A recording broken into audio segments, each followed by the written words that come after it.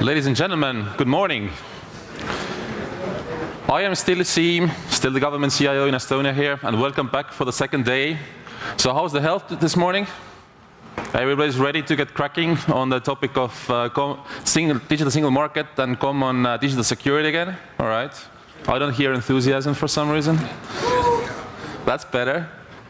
Well, obviously there's a lot of Estonians in the crowd. All right. Today, it's actually going to be just as good, if not better, than yesterday, in a sense that we will have some very opinionated panelists, some distinguished keynotes at the start, and hopefully still quite lots of discussion with all of you. Now, we understand it is the second day, and it's been a night before, so today we still actually have to do it this way, that you have to be extra alert. So we have an upgrade for today. You see this box, okay? This is not a random box. This is actually a microphone. So if it hits you, or actually, if you want to ask a question, you will be hit with it. So we'll do a very quick test about, does it really work? So catch. All right. Yeah, thank you, CIIP. All right. I saw before you threw that you were looking to my direction. I was just making sure. Prepared. I was just making sure. Okay. Next one. Almost. Almost.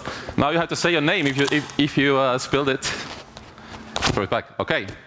Now you know the story. So we'll try to liven it up, and you have to be alert, because even if you don't ask questions, we will keep throwing this anyway. Now, but on a bit more serious note, hopefully, then to really sort of set this day off, we have an honor to invite to the stage Sir Julian King, who's the European Commissioner for Security Union. And sir, well, the floor is yours.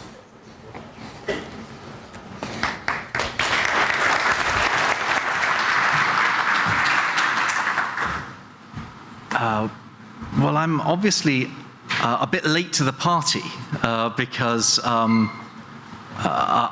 know I'm at a cyber conference when I walk in and discover there's a DJ, there are games, and you have scant regard for health and safety because you throw the microphone at people. I hope you had a good day yesterday. I'm sorry I wasn't able to be with you because I was with some of your colleagues at a Justice and Home Affairs Council in Brussels.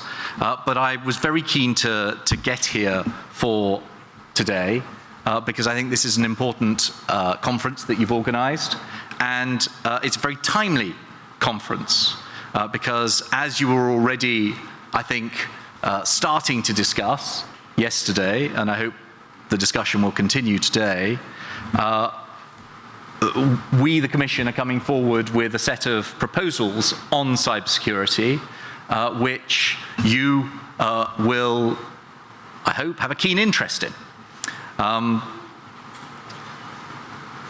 Cybersecurity was a major theme in this year's State of the Union speech by President Juncker.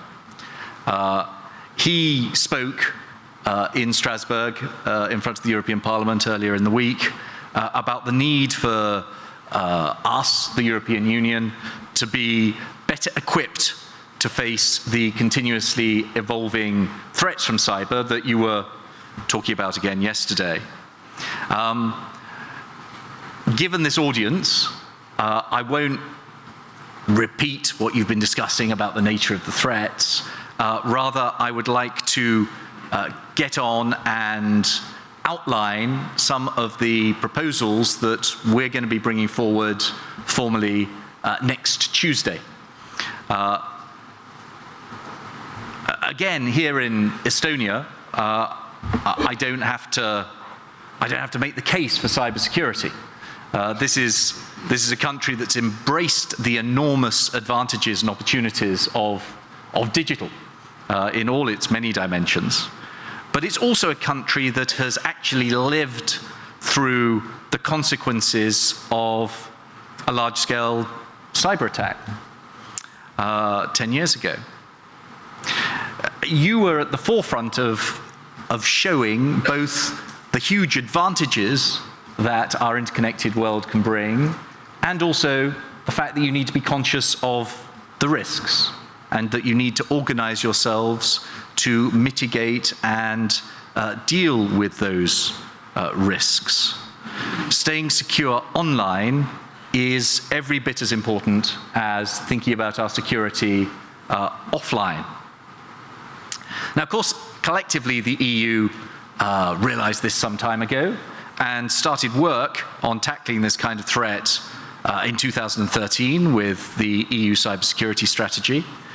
Subsequently, the Network Information System Directive built on that, as we all know, requiring critical services essential to our society to be protected properly. But the threat that we face from people who wish to do us harm continues to change and evolve, both in its nature, but also in terms of the expanding threat surface, the surface that they can attack. So it's not just computers and phones that are connected, as we all know, it's now our homes, our hospitals, our governments, electricity grids, the news we read, and soon the cars that we drive around in. As I'm sure yesterday you discussed, the Internet of Things means potentially tens of billions more devices going online, which allows cyber threats to become both more strategic and endemic. Strategic because there's the ability to endanger critical infrastructure or even challenge our democratic institutions. Endemic because clearly, and we've seen this, they spread from our IT networks into business critical operations, key economic sectors, and indeed our public institutions. Since 2016, more than 4,000 ransomware attacks have occurred every day, a 300% increase compared on 2015. Some of the estimates are that 8 out of 10 businesses across the European Union have been hit by a cyber attack. And I'm sure you share my strong suspicion that the 2 out of 10 who haven't reported it just don't know that they've been hit by a cyber attack. The WannaCry attack served as a wake-up call for those unlike you who don't follow these issues quite so closely. When it affected, almost 250,000 different systems across 150 countries, it served as a powerful reminder of just how significant this challenge really is. And the Commission wants to try and help promote a response to that, working with the member states, the other institutions, and crucially, with you. We're going to propose next Tuesday reinforcing our collective response on cybersecurity based on 3 pillars: resilience, deterrence, and defense. And in all of those areas, we need to strengthen cooperation, how we work together across all the different sectors represented here, and we need to focus at the same time on international governance and international cooperation. First, we urgently need to become more resilient.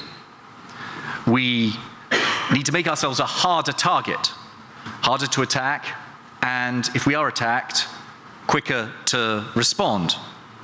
So the Commission will propose a new cybersecurity agency, as I think you heard yesterday, based on ENISA, but developing it in new ways and reinforcing it to help ensure a rapid and coordinated response to attacks across the whole of the European Union. The starting point is for member states to fully implement the NIS directive we already have, to review their national strategies, to take in all the relevant dimensions of society and the economy, which means extending beyond the critical sectors already covered in the legislation to other sectors at risk or potentially at risk, starting, I think, with public administrations. And to ensure that the computer security incident response teams, the CIIPs that you're all familiar with, are properly resourced.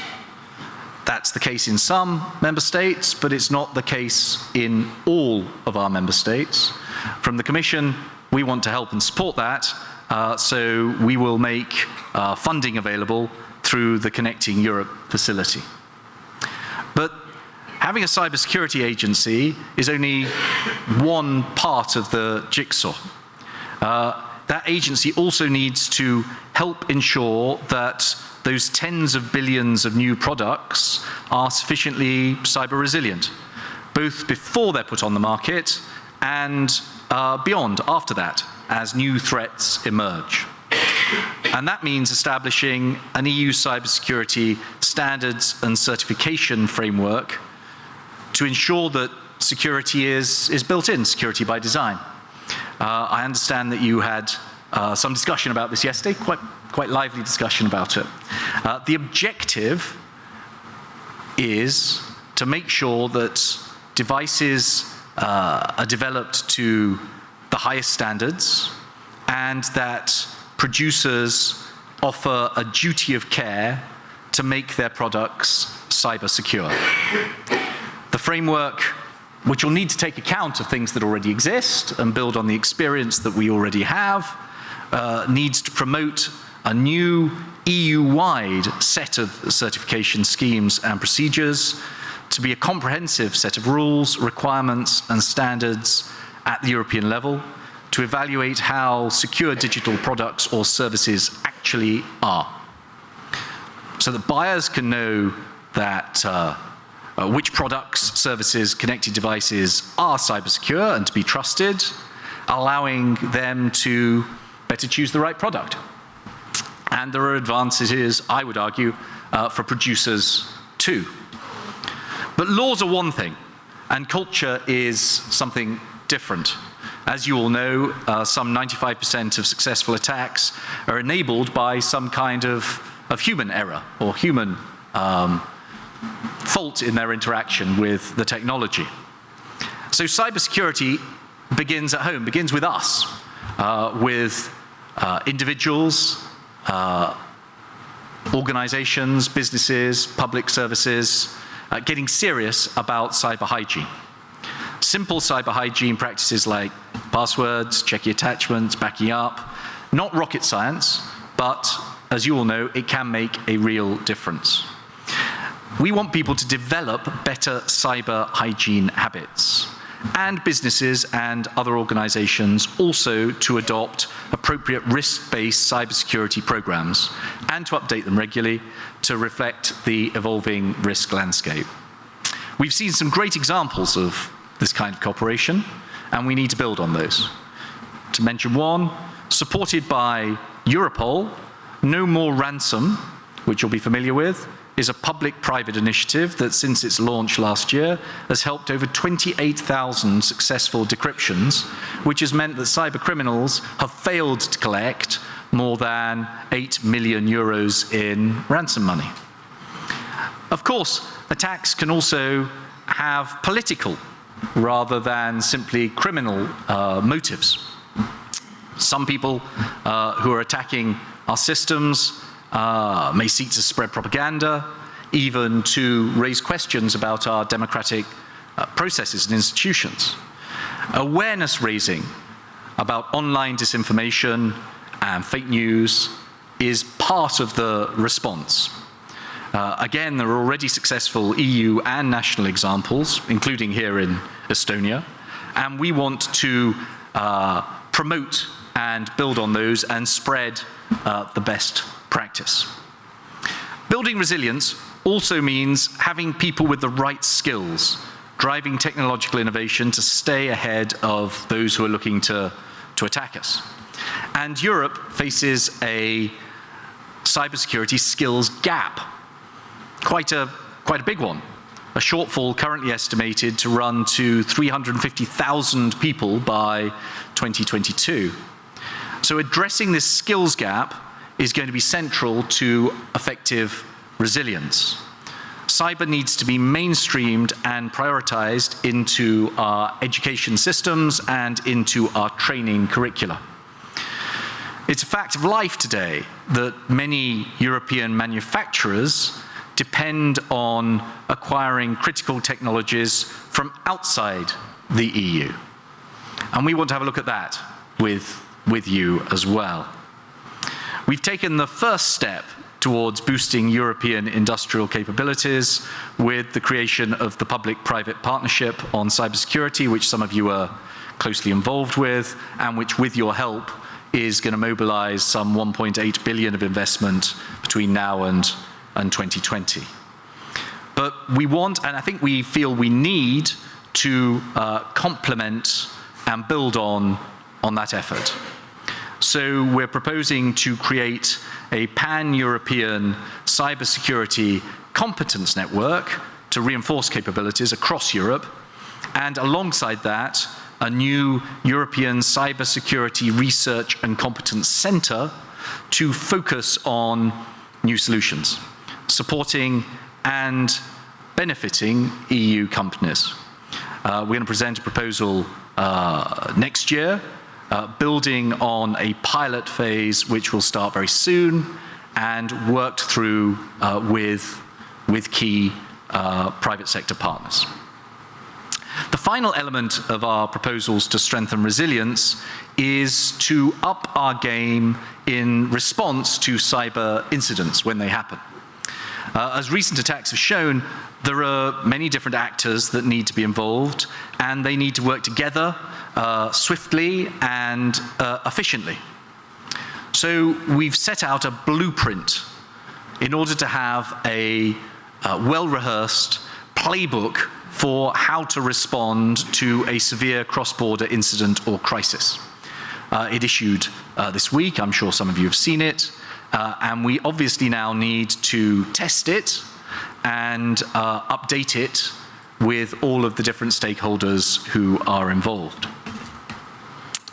Making ourselves harder to attack through real resilience is only part of the answer. We also need to create real and credible disincentives for those who might be thinking about attacking us, be they criminals or hostile non-state or state actors.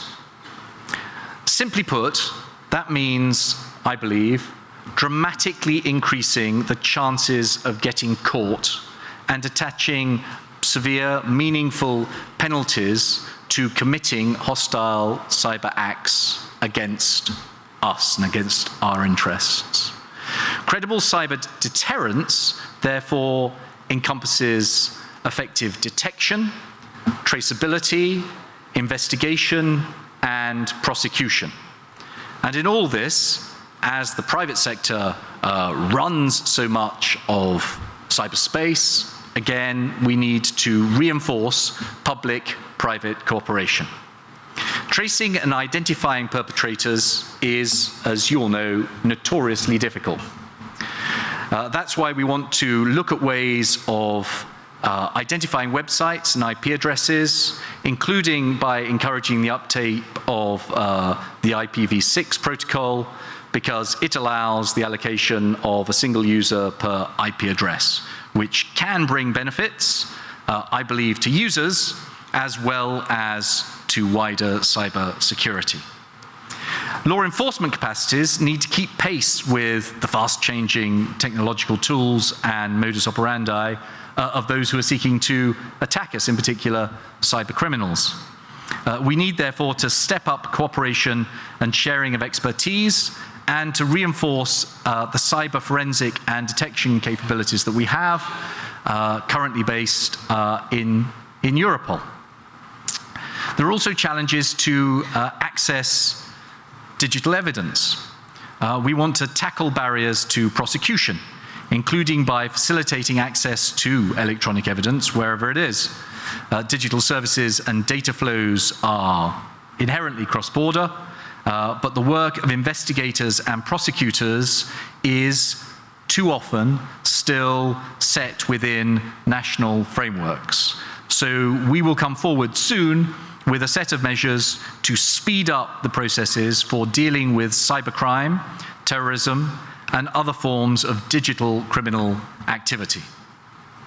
To boost our capacity to prosecute and sanction hostile cyber actors, we've already adopted directives on attacks against information systems and on child sexual abuse. We're now adding to this with a new proposal addressing payment fraud, which is, as you know, more and more prevalent as a digital crime. Deterrence is not only about stepping up the law enforcement response, but also about stepping up the political response to attacks and building up deterrence through member states' defense capabilities. There's a clear international, political, and defense element to our approach on cybersecurity, because cybersecurity lies at the interface between internal and external policies, public and private sectors, civil and military, which makes it complex and challenging, but we need to cover all of those bases. We want to work with the member states to explore the scope for the EU Defence Fund to fund projects to help develop and strengthen capabilities, cyber defense capabilities in this area. And finally, we need to boost the current international processes to agree on the norms of state behavior, the applicability of international law, and confidence-building measures in cyberspace. The ministers in the EU Council on Foreign Affairs adopted in June a cyber diplomacy toolbox, which is a framework for responding to malicious cyber activities against the European Union, which envisages a series of countermeasures against aggressors, including sanctions. And we need to have a look at that, and if necessary, develop it further. There's a need now more than ever to team up with our key international partners and to work together to promote wider cyber stability internationally. The EU will continue to promote strongly the position that international law, and in particular the UN Charter, applies in cyberspace.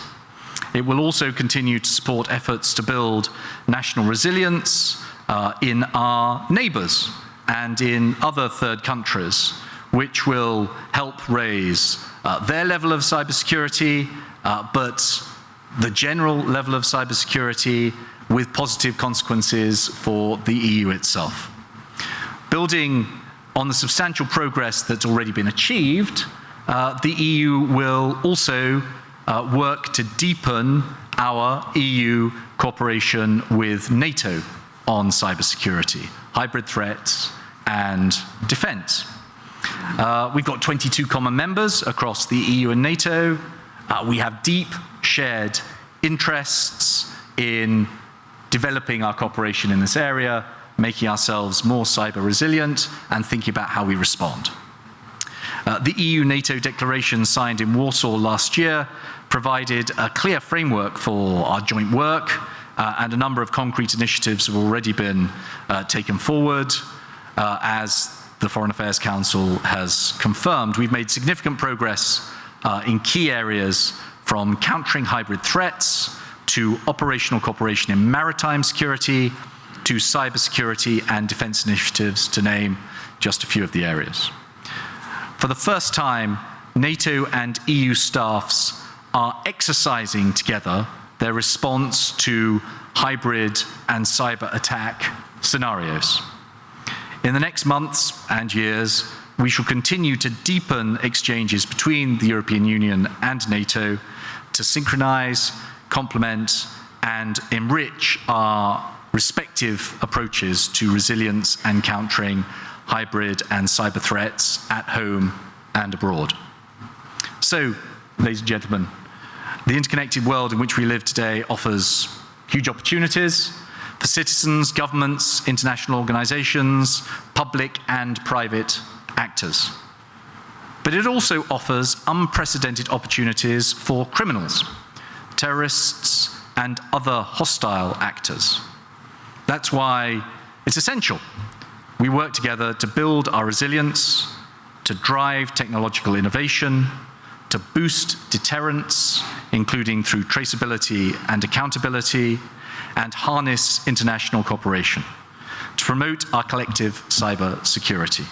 The Commission stands ready to play its part, working with the Estonian presidency to take this work forward in the coming months. Thank you. Thanks for your attention.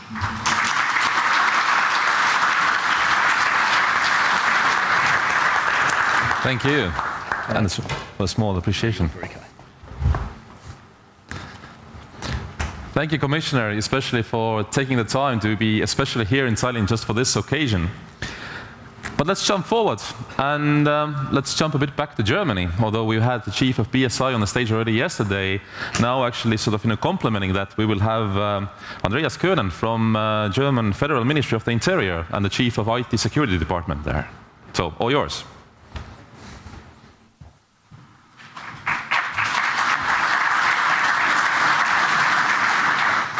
Ladies and gentlemen, we are early in the morning, but nevertheless, I would try to complement what Commissioner King mentioned and give some comments on the package the Commission issued or will issue on Tuesday. We discussed this morning already, and give some hints how we in Germany see this and how we will support it. That's the interesting point. Ladies and gentlemen, ensuring freedom and security is a core task of the state, also in cyberspace. This is why government has the responsibility to actively accompany the economic and social changes sparked by digital transformation and to shape framework conditions in such a way that our rights and values can be enforced and applied also in the digital world. In a digital society, cybersecurity is a prerequisite for the life and communication of EU citizens, as well as for the economy and trade in the EU and worldwide.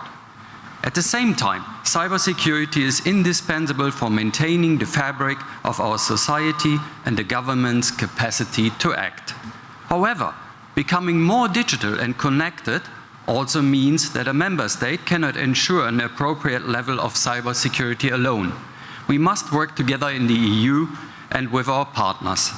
Therefore, the cybersecurity strategy of the European Union of February 2013 and the related Council conclusions were a major step for all of us. In recent years, many measures have been implemented within the cybersecurity strategy's 5 strategic priorities.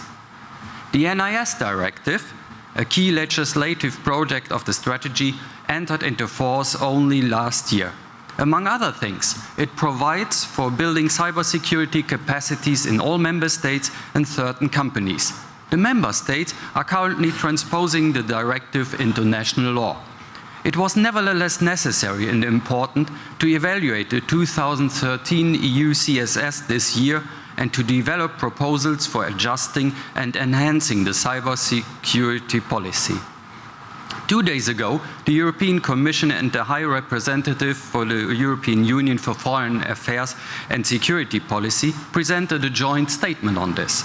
Further considerations on updating the European cybersecurity strategy must be made together with the member states, and because they have the essential capacities and competences in the area of cybersecurity. A key driver in our digital world is the dynamic development of IT. Keywords such as Industry 4.0, big data, digital assistant and Internet of Things describe current trends. Therefore, we can already predict that digital vulnerability will increase in all areas of our lives and activities. This will become one of the central challenges for society in the coming years. However, in the course of digital transformation, we also regularly face threats of ever-changing nature and intensity. In addition to the sheer number of attacks and types of attack, the quality of threats has changed.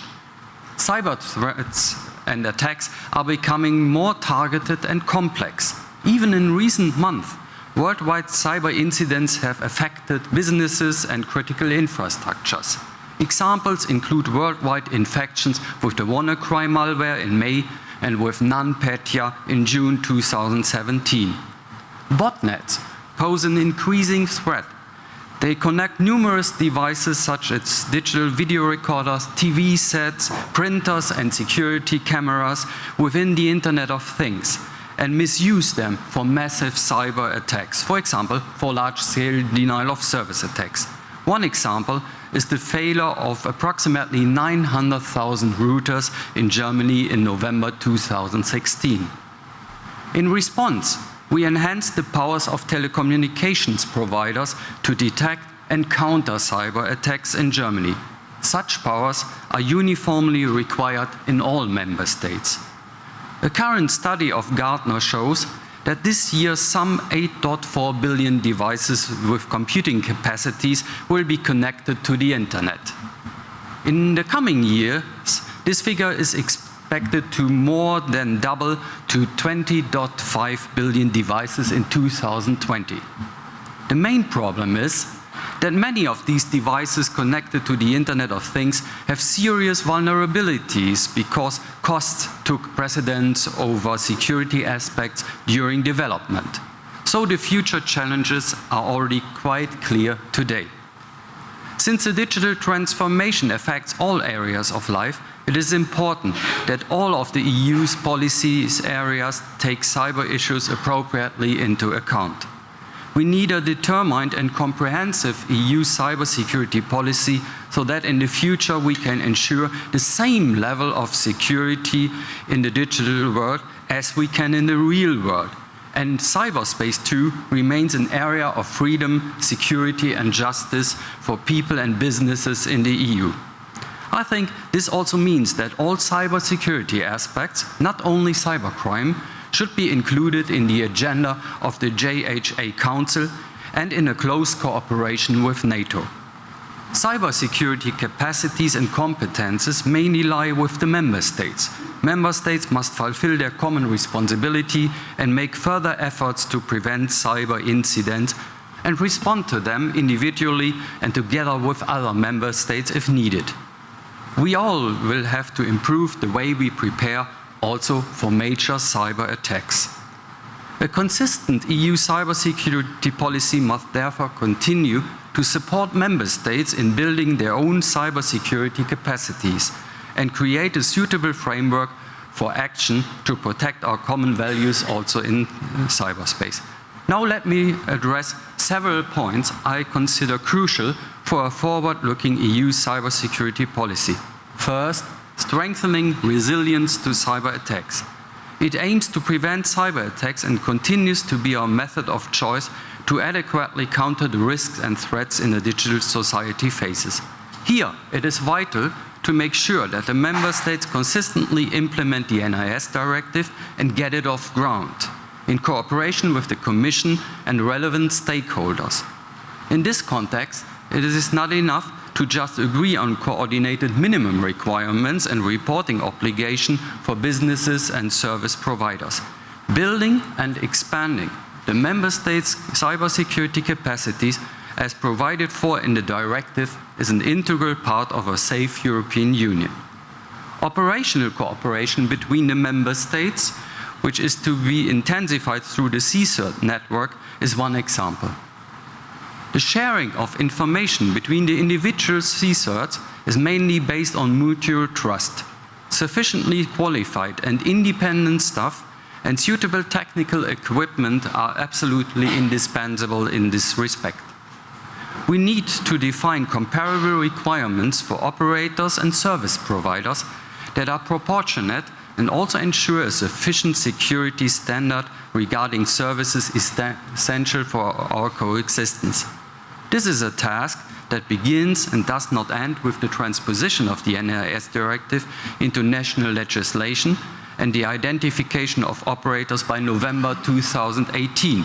We must therefore do all we can to get the NIS directive off the ground soon. This means that the EU, the member states and the businesses concerned will be required to make considerable efforts in the months and even years to come.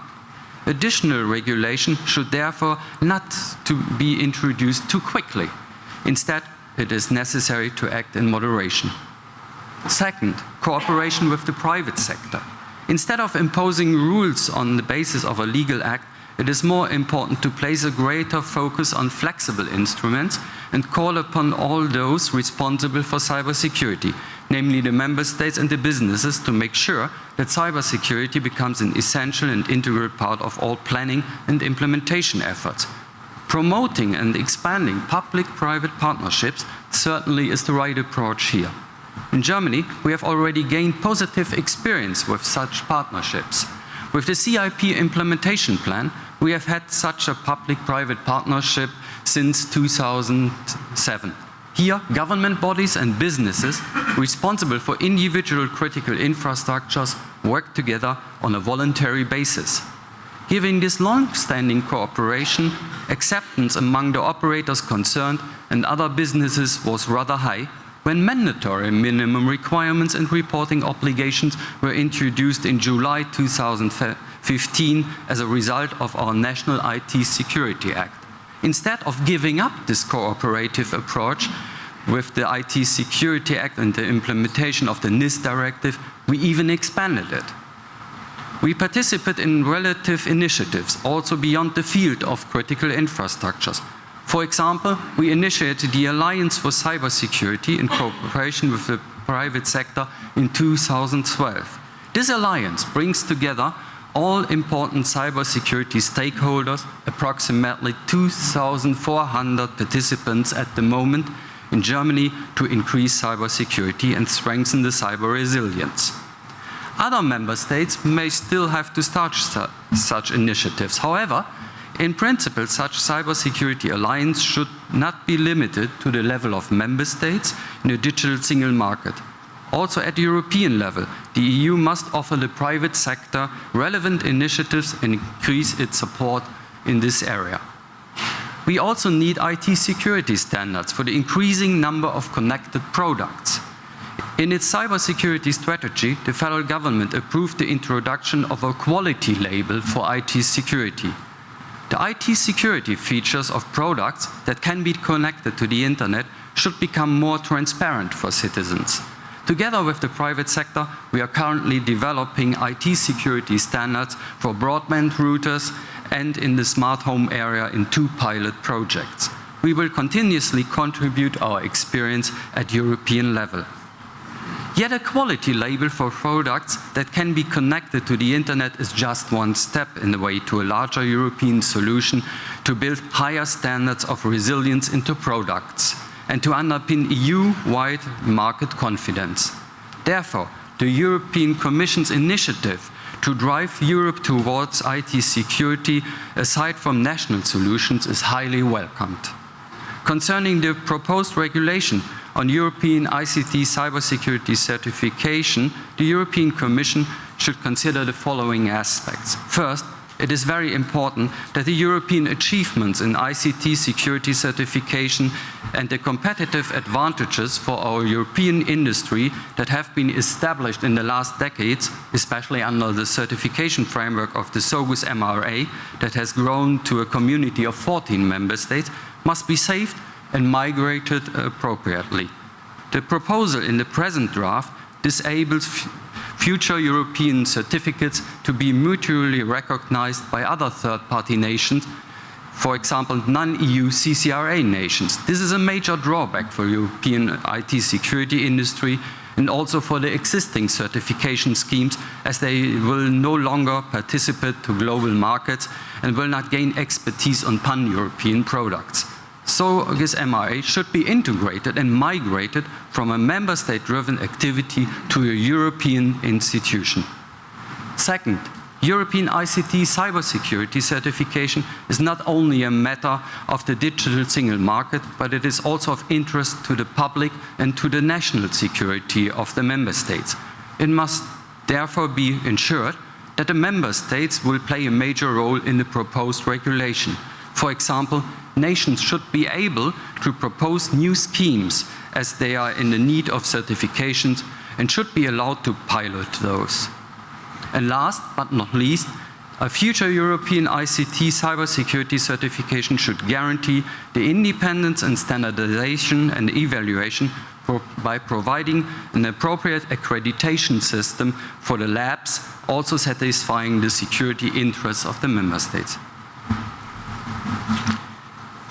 Third crucial requirement, a European cybersecurity architecture. In a digital and interconnected world, cybersecurity is an important factor in business location decisions. This is why there should not be a two-speed Europe. ENISA therefore plays a key role in shaping the EU's cybersecurity policy.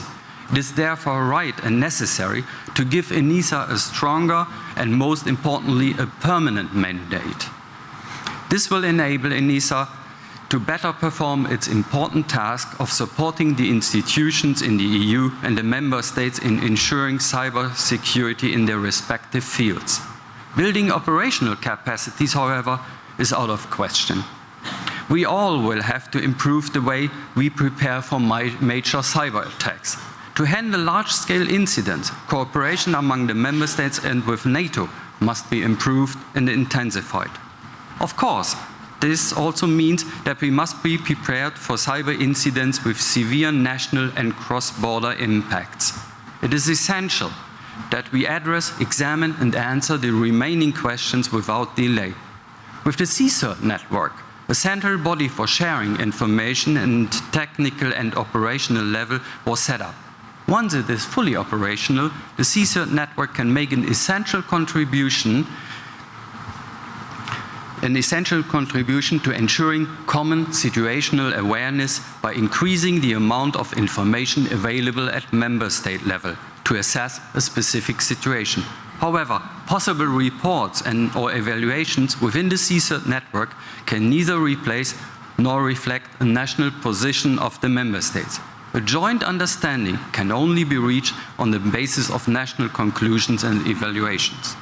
Crisis communication in case of a cyber incident follows the same rules as any crisis communication. Guidance and responsibilities have already been established. These established rules and mechanisms on communication in crisis situations provide for ways to reach a joint understanding within the EU on the basis of national assessments. They also apply to large-scale crisis and cyber incidents. However, it is necessary to further specify these rules. The Council and the Member States also play a key role in this context. Furthermore, it still must be clarified whether in addition or to the existing structures, new instruments and mechanisms are needed and appropriate. We cannot afford parallel structures and bureaucratic hurdles in this endeavor. Ladies and gentlemen, the digital transformation represents a great chance, and cybersecurity is the major challenge of the future. The EU and its member states are among the world leaders when it comes to ensuring cybersecurity. Now it is important to continue along this path and face the challenges posed by the digital revolution together with all responsible stakeholders. Thank you very much for your attention.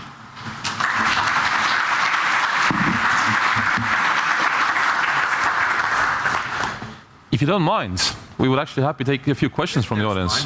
We'll manage the time. So, who wants to be hit with a cube? Really? No questions for the Germans? I'll give you time to think for a moment, but I'll ask the first one. I'll zoom into one bit among many things that the Commissioner mentioned, and really the issue of skills, right? And perhaps it comes really from my own sort of context, but let's say if we look forward, really the gap and the availability, or the little availability of skills and the lack of specialists is perhaps the biggest challenge. And I mean, Germany being the biggest sort of country population-wise in Europe, I mean, do you still face it yourself, and what's your approach, let's say, to solving this? Yeah, for getting enough people to work on all this, and this is a large program on any level you look at, starting from the cities and towns, ensuring cybersecurity for the citizen in very concrete instances. We need a larger program and a reshaping of education in cybersecurity. And that's what we are planning. We are trying to enforce from the public side more studies and in in our universities to gain the skills and the professionals we need to ensure all the questions we have here. So we have a program in university, and complementary we will set up programs in public services. And for example, we have to change the rules for paying those people. Usually civil servants get a wage and get security that they can work for the state, but we need more incentives for young people that are looking for interesting jobs, and we have to open up even the career in public services to more flexible ways. And so it starts when people leave school or even earlier. Right. I guess skills issue is another reason to collaborate, right? So, but the mic. I'll be gentle. It's morning. Okay, well, catch. Yeah, thank you. Well, now it's a question from Germany to Germany, so nothing international like you wanted to have. Thanks for your speech, Mr. Kuhn. The question regarding the certification. The new strategy is about voluntary certification. Do you think in a special regard we also need mandatory regulations or mandatory certifications, or will voluntary be enough? Yeah. Clearly, we need mandatory regulation, and if you look at the way it's done today, then you get a hint how we could proceed. We have a scheme that's voluntary in Germany or within the SOGIS MRA too. We get into a mandatory situation if we look into sectors. If we do sector-specific regulation, then certified products and services can play an important role, and that's exactly what we are doing today, and we should continue on this path. Regulate, for example, telecommunications sector, regulate energy sector, regulate upcoming infrastructures in automated driving and traffic. That's the interesting part, to apply the voluntary scheme concretely in a mandatory scheme in a sector. Andreas, thank you. Yeah, Vielen thank Dank. you very much. Thank you.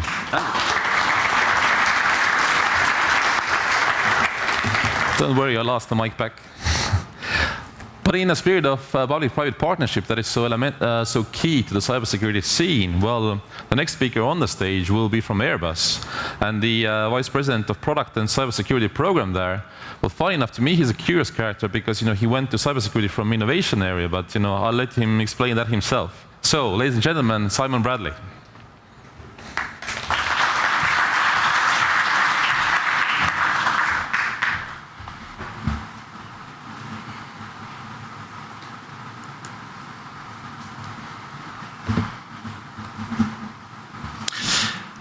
Good morning, everyone. Firstly, I'd just like to say this is my first time in Estonia, and I have to say from the time I landed Wednesday evening through to today, I have been nothing but impressed with the way that everyone has made us feel welcome. Everyone is smiling, very happy. I have to say it's been a very positive first impression, and I hope that that continues. Certainly in the UK we could do with some tips on customer service. So, in the 1960s, the nations of Europe came together under a realization that in order to compete with the growing strength of the US aviation industry, it would be necessary to create a European ecosystem that would enable the many national industries to cooperate, pool research and development, and manufacturing.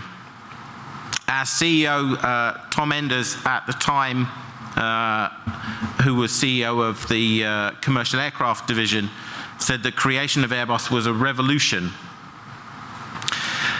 And I think that the vision to create a European aerospace company that could compete on a global scale, created by people who believed that Europe had the capability and the innovation to succeed, whilst promoting cutting-edge technologies and scientific excellence, has contributed to Airbus's progress on the global scale.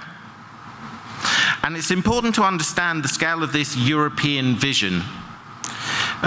here are just some of the iconic products delivered by the companies that joined together to form Airbus many years ago.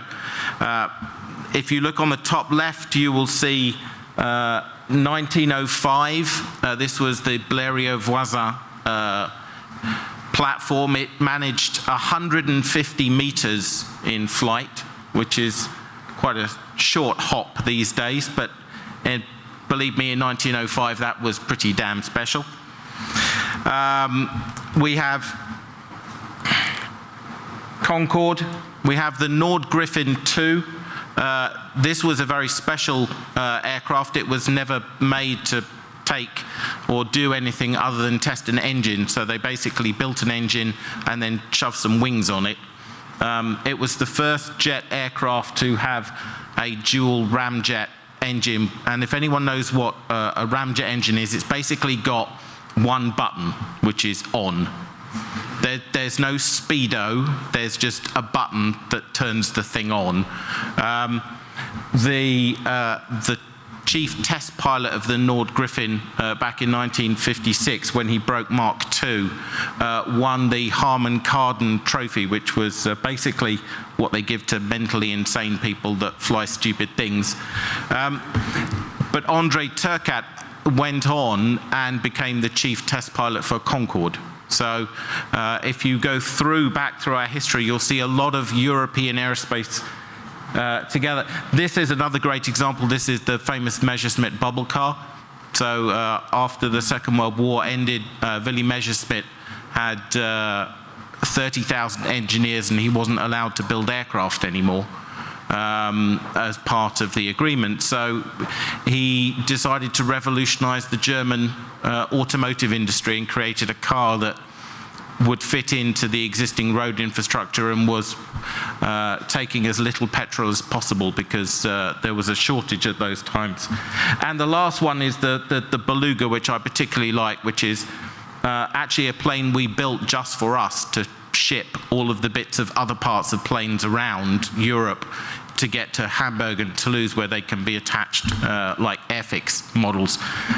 This one's actually loading supplies for the aid effort for Hurricane Katrina. And in fact, in 2019, there'll be a new version of this called the Beluga XL, which I've been reliably informed is going to look just as silly as the one that you see on the screen.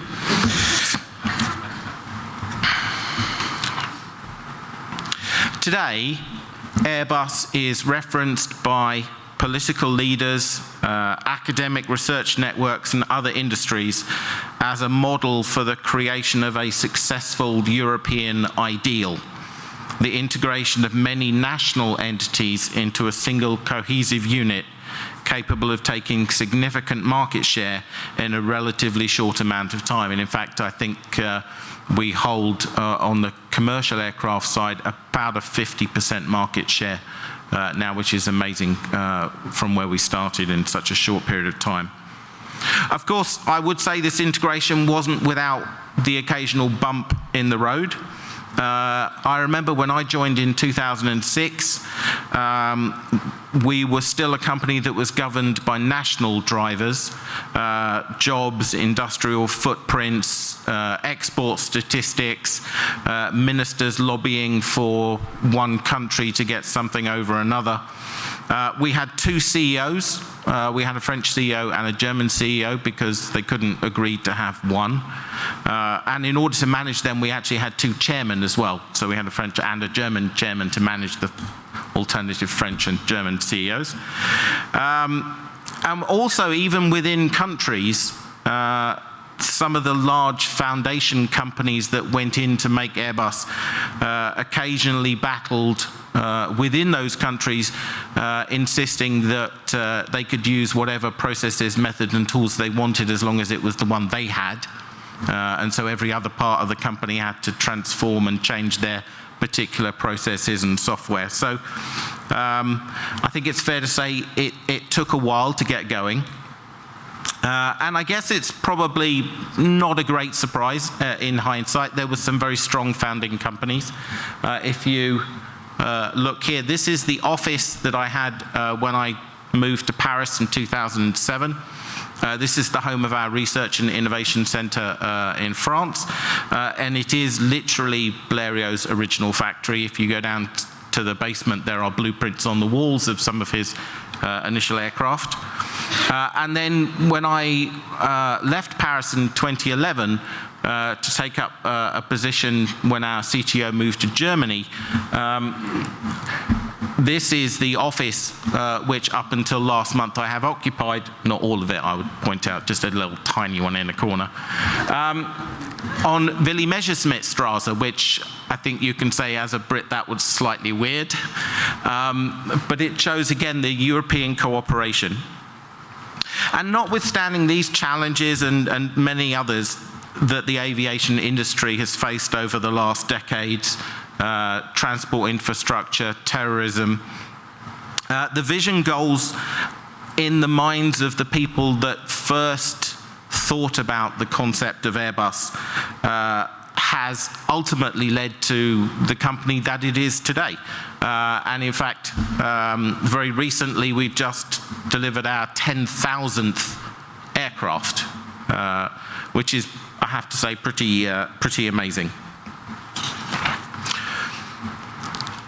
This would not have been possible without the clear push to ensure that Airbus, and by that I mean its people, its facilities, and its infrastructure, has the ethos of a team, where each component adds to the overall value of the whole, making it greater than the sum of its parts. An ethos where we strive to create a working environment that drives individual accountability at the service of the collective. In other words, employees are encouraged to be more autonomous and to take responsibility for their individual cooperation and contribution to our global objectives. And to support this team-based ethos this year, in a clear statement that in order to best protect Airbus, a single Airbus security organization was created. Managing security requires a holistic approach, touching not just traditional ICT, but also the systems embedded in our platforms, our manufacturing plants, and the way that we educate our workforce. There is a clear need to take into account physical, cyber, and people security risks and challenges as a whole. For many engineering and manufacturing companies such as Airbus, the way in which we see the world is changing, and we have to adapt to that change. If you look at a lot of our traditional engineering skills, this is how most engineers view the world. It's material science. Ultimately, we have very, very impressive factories, but our engineers bash bits of metal with a hammer. That's what they do. They build stuff, and there's something wonderful about that. And the engineers have this mindset. But the engineers that we're getting into the company these days have a different mindset. They view the world in a different way. They view the world from a digital perspective. And it's absolutely essential from a security risk point of view that we have a single focal point to cover the whole of the security life cycle. It's important that we have the backing of our board, that there is a single head of security. I think this slide is quite indicative of a lot of companies' aspects to security. I wouldn't like to think what that would look like if that was an aeroplane. There is no point in having the best ICT security system in the world if people can walk into your factory without the relevant security clearance. There is no point in having the greatest virus scanners in the world if your embedded systems in your factories are running a version of Windows that has never seen a USB stick, let alone a virus checker. Some of our factories are 50, 60 years old. These machines just work. They cannot be turned off to update things. Security is a complete life cycle. Now, fortunately, we have, as a security organization, the capability to call on people from within the organization to react when security issues occur. The aspects in purple are what most people would consider the traditional threat risk picture to our products. The areas in red are the new ones that our enterprise risk management team is starting to get their head round. When you consider that we have a throughput of about 100 aircraft a month in our manufacturing plants, and the average list price of an aircraft is $100 million, bringing down the factory and stopping those from being manufactured is a major risk element. We have massive risk management strategies for strikes around the world in our raw material factories, or an earthquake that could happen somewhere. Many companies don't have a cyber risk strategy, and many insurance companies are still trying to get their heads around how much they're going to ask in terms of money to companies to cyber risk insure, because it's still fairly new. The question of how we can best protect ourselves from the rapidly expanding cybersecurity challenges we face is indeed a key one for people here today, many of whom share the collective responsibility. And indeed, inside our own aviation industry, there have been several strategic announcements about the creation of European-wide aviation cyber protection organizations, as well as industry-driven approaches to holistic security. These approaches will only succeed if it is understood that security is a chain. You need to harmonize the specifications and requirements and address all the stakeholders. And to deliver such a capability for Europe across all industries, all critical national infrastructure, and ensuring that the aspects of daily life that our citizens rely on remains resilient, and that when attacked can be brought back to required functionality as quickly as possible and with the least amount of impact, is not simple. We have to balance the security needs of individuals, companies, industries, and member states, whilst providing border-free capabilities and sharing of information, as cyber attacks and the people behind them do not respect national borders. The concept of a cyber rapid reaction force for Europe is not new. Indeed, if you look at other regions in the world, in 2013, under the auspices of the Cyber Warrior Act, the National Guard in the United States announced they would be creating small teams in every US state, with the realization that the teams would rely primarily on part-time soldiers and National Guard who already work as cyber experts in the private sector.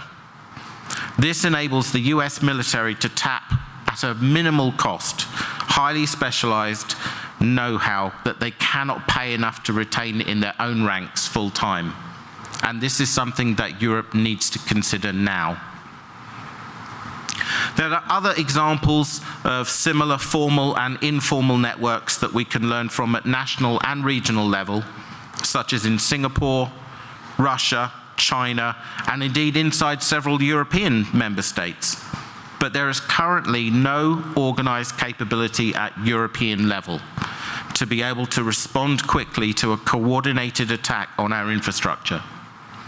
Such has been recently seen through ransomware attacks and targeted attacks against power networks. This year, the European Cyber Industry Leadership Group, known as ESIL, will be publishing a report on how such capability is being delivered in other parts of the world, where we stand in Europe with our own national cyber reaction forces, and how such a European vision could be delivered. I would encourage those people tasked with the thinking, testing and implementing of such concepts to remember what we have managed to achieve at Airbus. This is not an easy problem to solve, but like our predecessors who had the vision to imagine an integrated European aerospace and defense ecosystem that became the company known as Airbus today, we know it's possible. We should not let the size of the task deter us from starting. As Zig Ziglar once said, you don't have to be great to start, but you have to start to be great. Thank you.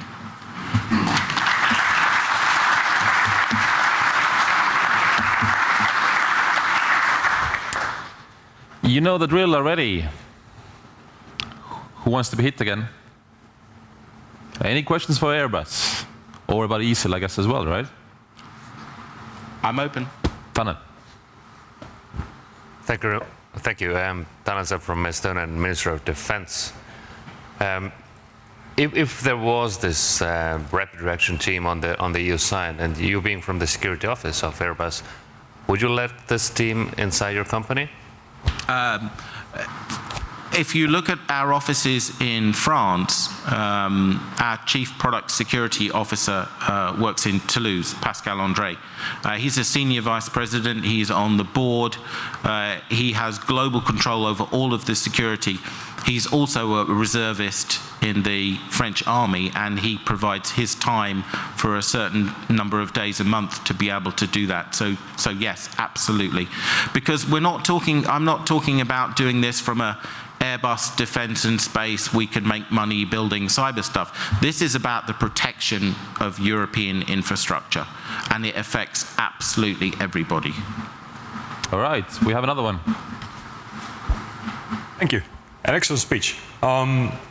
So you obviously have no shortage of engineers in Airbus, and those engineers are tasked with making the airplane safe and the engines safe and providing the safety for the passengers. We don't do the engines, just to clarify. Other people do the engines. All right. We've had some issues with engines recently, it's not us. Okay, thank you. So what do you think the software people who are responsible for the safety and security of software can learn from the people who are tasked with making mechanical systems safe and secure? Thank you. It's a very good point. And in fact, if you look at the A380, you're looking at 120 million lines of code on board that aircraft. We are quite fortunate in that we have quite a regulated industry, so we have to provide deterministic software, so it's not probabilistic. In order to be able to fly, you have to determine every single event. I do remember, however, we met with an automotive manufacturer. I won't mention who they are, but we met with them a couple of years ago, and we wanted to learn from them because they make cars and their product life cycles are really much shorter than an aircraft. So we felt our software engineers could learn a lot from them. And then we sat with them, and the first thing they opened up with was, we're really hoping to learn a lot from you because you build planes and they're really safe and secure, and we need to apply quality more to our cars. And we thought, well, hang on a minute, this is the other way around. So I think everyone is in the same boat. You know, there are only two things these days on most cars that are still manually controlled. One is the bonnet and the other one is the window on the driver's side, and that's because it's certificated. There are 27 ECUs in the new Jaguar XF. Everything is controlled by software, and planes are going the same way. All right, thank you, Sam. Cheers. Thank you.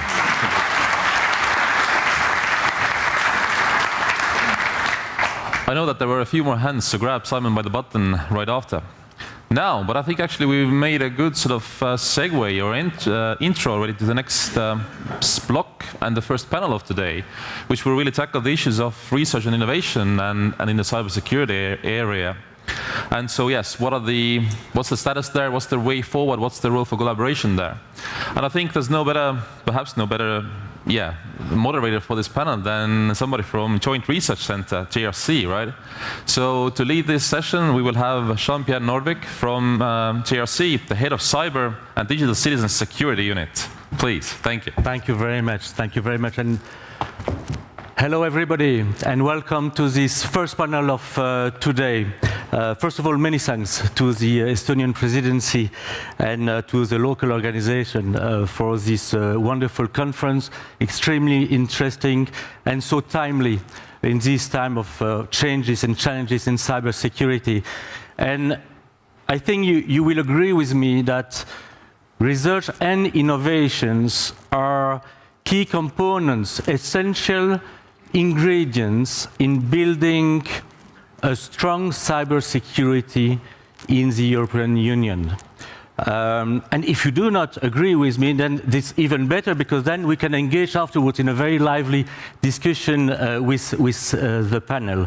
I see research and innovations are key enablers in order to strengthen our European capabilities in cybersecurity, and really this has been fully addressed, underlined in the recent joint communication, which is from already 2 days ago, time flies, already 2 days ago, where many provisions has been put there in order to address the issues of research and innovation and investment. Just to mention, they were elegantly presented by Sir King, just to mention the creation of this network of competence centers and these EU research and competence centers.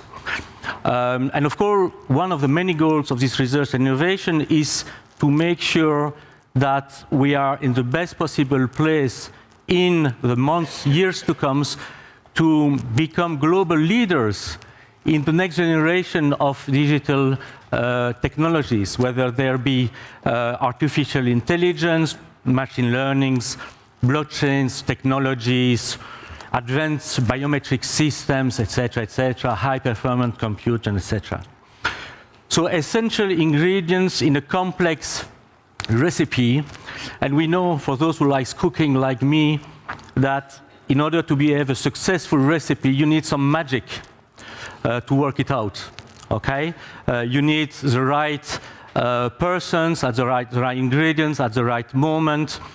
You need to address the right topic to deliver in time, effective, practical solution on the right topic, and not to miss some topics which could be a game changers in the whole horizons. So to discuss these challenges, these opportunities, the best way to put all this into music, we have today a very expert and professional panel with 4 professionals, which I will call now on the stage. First, we have Luigi Rebuffi, who is the founder and Secretary General of EXO, the well-known European cybersecurity organization, which is the partner with the Commission to this contractual public-private partnerships. Luigi, please come and join me on the table. We have François Thiel, who is Director of Cybersecurity in the Ministry of the Economy of Luxembourg, and many years of experience in cybersecurity, and one of the authors of the second version of the cybersecurity strategy. Hi, François. Come and join us. We have Tatiana Jancharkova, who is legal advisor, head of unit within the National Cyber Information Security Agency in the Czech Republic. Welcome, Tatiana. Please have a seat. And we have Andres Kut, who is an influential technologist, software architect working in Cybernetica, and who has been given a key contribution to the design implementation of the Estonian IT systems. So, welcome to all of you again. And the way it will go is that I'll give the floor to each of the panelists for something like 10 minutes, 12 minutes, first initial statement, and we hopefully will engage in some constructive discussion with you on this topic. And I'll start with Luigi. EXO, one of the components of the EXO proposal is clearly research and innovation. That is obvious. EXO is there for more than 1 year now. Can you tell us your view on the progress made, on the priorities you see for the future, and also, of course, on the challenges that is on the way? Okay, thank you. Good morning, ladies and gentlemen. I'm very glad to be here and to represent EXO, which actually somehow EXO has the very ambitious task to represent somehow everybody.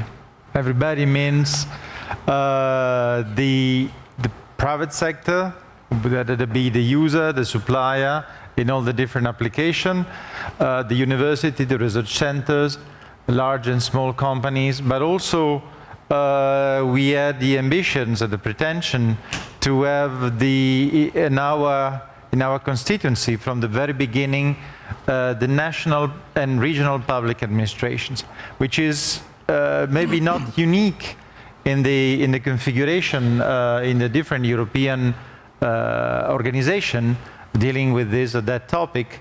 But the point is that on security the things are quite different, because security is and will remain a national prerogative. So the countries will remain sovereign in the application of security, and when we talk about cybersecurity, this is for sure a very, very sensitive issue.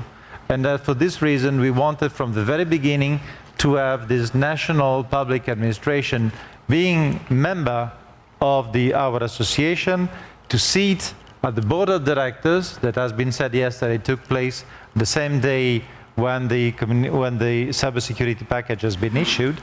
And on top of that, and this is the real difference, is that we have experts from the national public administration participating in our working group. So this is real contribution from we are somehow advising all the community, the community of the Commission, different European institutions, but also back to the member states, and we are advising with some content which is already somehow pre-digested at working group level between the public and the private. So what is being sent out to, let's say, to Brussels, but also back to the capitals, is not just the idea of the industry, of the research center, about future dreams, let me say, but it's something which is already somehow discussed and politically somehow, this is also some political awareness, let me say, in the suggestions that we are bringing forward. So that's, I think it's a real difference with other organizations. And then I will come back maybe on this if there's the opportunity, because that we have to see how to move forward from the present situation, because you said, yes, I had the honor to sign the public-private partnership with Commissioner Oettinger in June 2016 at the European Parliament in Strasbourg. And at that time, the first objective was indeed, when you set up a public-private partnership, is research. So is the topic of this panel. So, and we are, the engagement, as you know, is to invest in research and innovation 1.8 billion in the coming years on cybersecurity. And the task of the association, of the EXO association, is first of all to define the priorities for the coming work programs on research and innovation. So 2018, 19, and 20.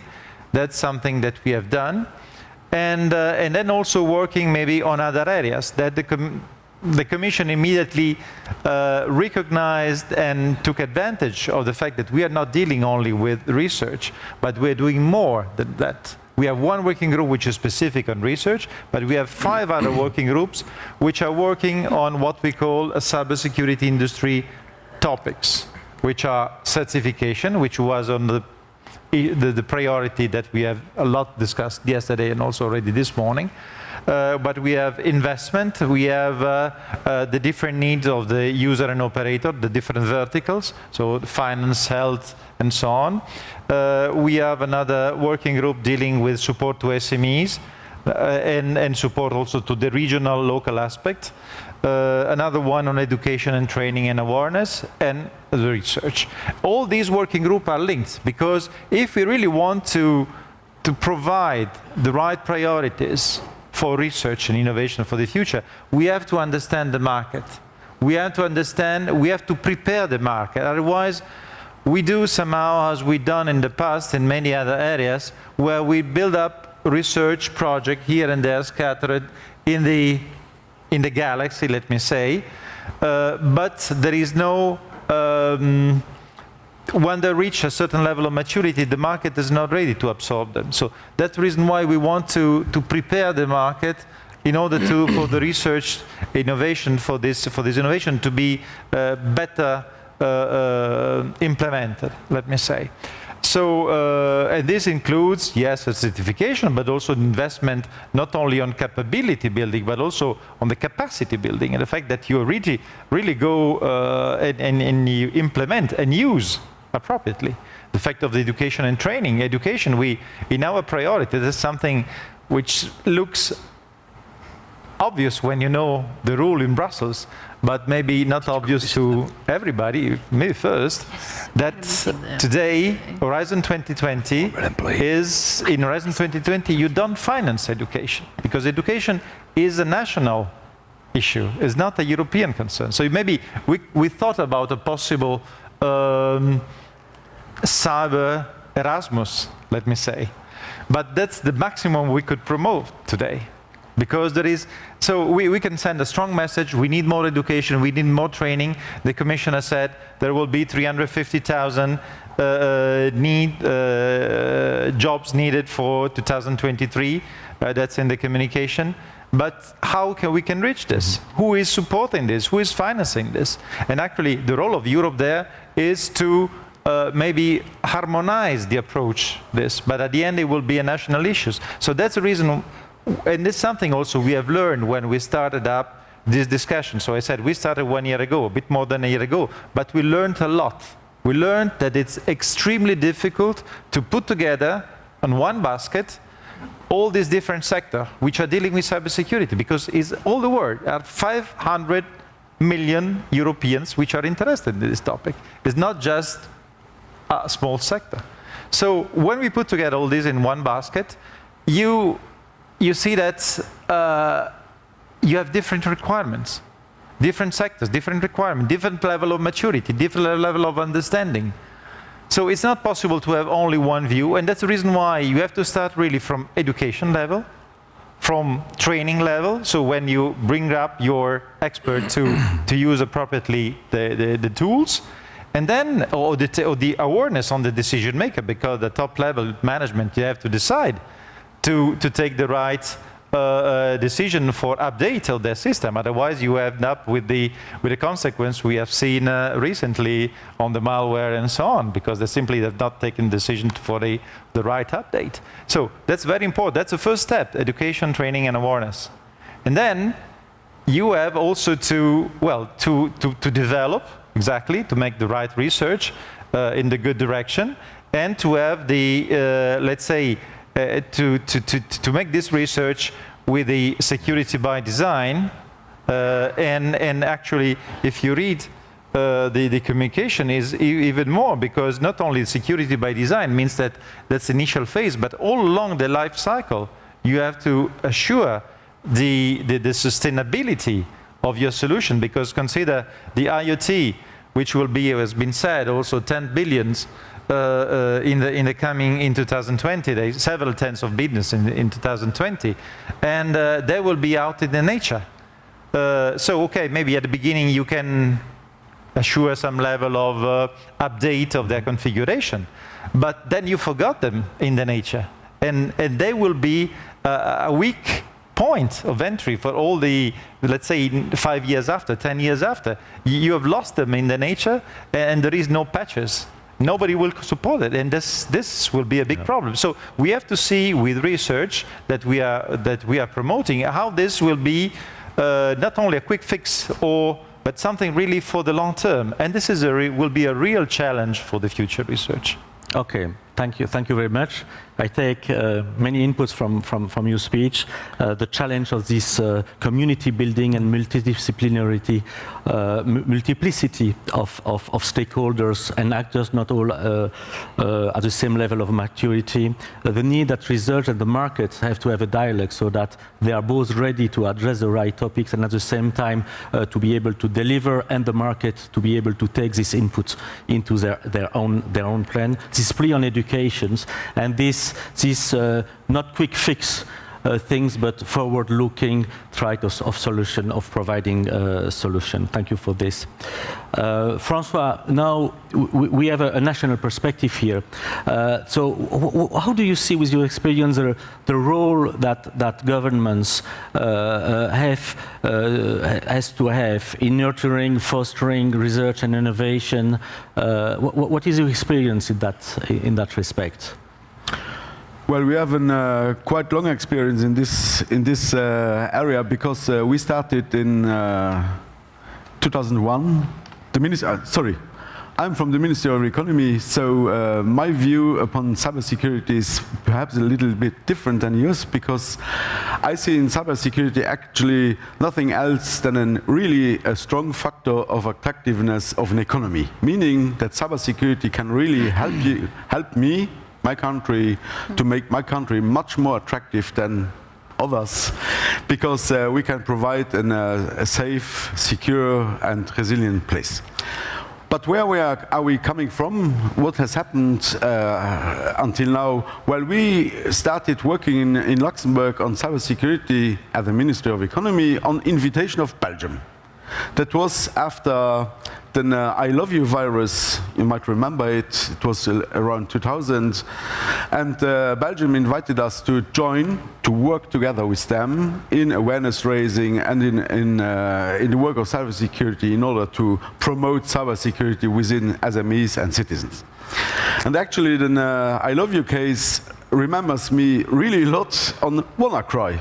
Because I Love You was an email you got with a Visual Basic macro, and you opened an email, clicked on the attachment, and you infected yourself. WannaCry was actually the same, but 17 years later, which is a little bit scary, because you see really what is one of the major problems in cybersecurity. It's the human being. Why should I try to attack vulnerabilities that always change if I have one factor where the vulnerability stays a constant, meaning a human being is constantly and over the same way vulnerable? Well, that is the time when we started, and the Luxembourg government really decided that it would want to play a very active role in cybersecurity, because it has to lead, has to show how to, or lead by example, and provide infrastructure and also services so that others can secure themselves. This is something we called democratization of security, meaning we try in Luxembourg to reduce costs and complexity for everybody. But because in cybersecurity it's always very, very difficult if you come with very complex texts nobody understands, and go with these texts to an SME and tell them to buy a product. That does not work, because they didn't understand and they don't trust what they don't understand. That is why all our strategy is based upon we call it democratization of cybersecurity, and creation of an infrastructure in order to help other people to work more safely. This is based on a very, very strong collaboration, because we are really seriously convinced that cybersecurity is not at all an individual task, but a collaborative task. Everybody has to play its role: the citizen, the child, the elderly people, the SMEs, the companies, the government, everybody. And it is the role of the government or of other bodies to try to foster this collaboration, to make people cooperate, and in case of incidents, to coordinate them. That is what I think is a very, very important role of government. But the government, and another thing government has, well, he's often regulating, he's often fixing rules you have to follow. But the problem in fixing these rules is often that also within governments there are these silos, look at the telecom regulation, look at the data protection, look at all the banking regulation we have. Well, they are all different. That is one of the big problems, and I think one of the roles a government should take is give advice in how to follow regulation, give guidance, and if possible, try to harmonize these regulations we have in cybersecurity. In Luxembourg, we have 6 regulators that are dealing with cybersecurity, and there are companies that fall under at least 5 of them. So the regulation is, for some industries, a serious burden, and for Ministry of Economy, would be a big opportunity to reduce this burden of regulation by harmonizing. But how can you harmonize? Well, you must define, for instance, a common taxonomy, common language. You must define, as everybody is choosing the way via risk assessment, well, propose risk management schemes. We have created a risk management methodology based on 2705, but giving guidance, and it is a tool that really fosters collaboration. It makes no sense if every company in Luxembourg makes its own risk assessment with different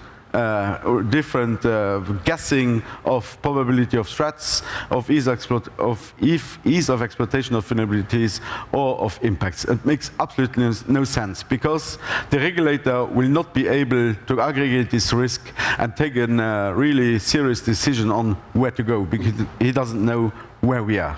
And that is what I think is one of the roles of the government, to feed back information into the sector. We are promoting in Luxembourg extremely public-private partnerships, because the government, Ministry of Economy, has a lot of information, because we are running one of the nodes of MISP. You might know MISP, Malware Information Sharing Platform, a project coming out of NATO, being turned open source and helping people to share information, indicator of compromise. Luxembourg has seen the very big importance of such a tool, because it can help people collaborate. We invest a lot of money to enlarge this product, but luckily we are not the same. Airbus is contributing, many countries are contributing, and this is, for instance, one of the platforms we are using to extract information and feed it back to the sectors. Because the importance of a government is also to give an overview of a threat landscape for SMEs, for other companies.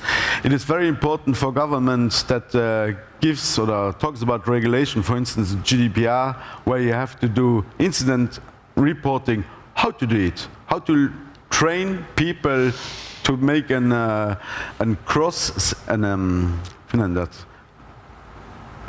whole company with the management, technical guys, customer guys, they come together, make an exercise, live an incident, and learn how to communicate between each other and file a proper incident report to the regulator. And these are the things I strongly believe that the government should do, not only collect information, but create the possibility of sharing and giving back to its economy all the information it has, because a secure economy is an attractive economy. Thank you, François, for sharing your views and putting the emphasis on the prosperity that comes with strong cybersecurity, on the need for collaborations, and the role of governments in that respect. And you mentioned this concept of speaking the same language, in particular for risk assessments. You also mentioned GDPR in this context of security, and I see the convergence on many mechanisms to implement GDPR, privacy, data protection, the cybersecurity aspect as well. I was last week in the Estonian presidency on privacy and data protection. There we were talking about cybersecurity, and at the end of the day, from a technical perspective and from a process perspective, there are for sure conversion and synergies that they are at the end of the road.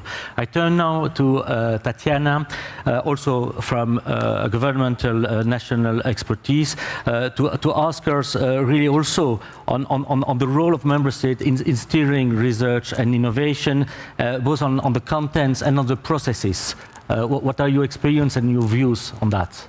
Thank you Does it work? It works. Probably. Thank you. Good morning, all, and thanks for having me today. Before the panel, I was going to start with a caveat that since I don't have a technical background and I'm more on the regulatory side, then you should not be surprised if I try to steer off or steer away from the discussion if it gets too technical or something. But I'm glad I don't have to, actually, because what gentlemen before me have already said adds up to what resonated yesterday as well, that cybersecurity is not about technologies only. It's actually a much wider concept that involves many other elements as well. And coming from National Public Administration, talking about research and innovation, my growing feeling is actually that we cannot really have innovation without first having national administrations mature enough to be capable of innovative thinking and actually being innovative themselves. So before we can discuss innovation in a, let's say, in cybersecurity itself, in a more narrow term, we have to first start with innovative governance, probably. And from our national perspective, what we are trying to promote is first the whole of government approach, and second, involvement, obviously, of all stakeholders, including private industry, including academia, including civil society. When I talk about the whole of government approach, we have been learning, basically, we've been taking cybersecurity seriously since 2011, when the government took the decision to establish the National Cybersecurity Center and tasked the National Security Authority then with its development, with the preparation of Cybersecurity Act and with the regulatory framework for protection of critical information infrastructure. So since then, we have learned that it's not always easy, but it's absolutely crucial to get the horizontal engagement and also the vertical engagement of public administration, by which I mean that cybersecurity is not only about the institution tasked with critical information infrastructure protection, but you also have to talk and you have to know the people and have to have processes to share information with a law enforcement responsible for cybercrime investigation and prosecution. You need to have good contacts, let's say, with the military, because obviously the national setup or the cybersecurity, cyber defense setup is different in different countries, and cybersecurity and defense go hand in hand. And you also need to have good relations with intelligence services. And what has proven often a challenge was actually to get information from one to the other. Because in Central Europe, public administration it tends to be quite protective of their portfolios and of their information, and often it does happen that even if they are willing to share, they actually don't have. Oh, we don't have. I'm part of it. So we don't have processes, actually procedures to share information. So we had to tackle this challenge, and then the vertical engagement. It had resonated here yesterday as well. That it is important to have the right people at the table, meaning from the operational level to the decision makers who actually can take the decision and make the difference. A practical example, we had a next cybersecurity exercise last year, a tabletop exercise, and we managed actually to get to the table high positioned public servants. We got a couple of deputy ministers, we got security directors of major public institutions, and in this dedicated slot for decision makers, we faced them with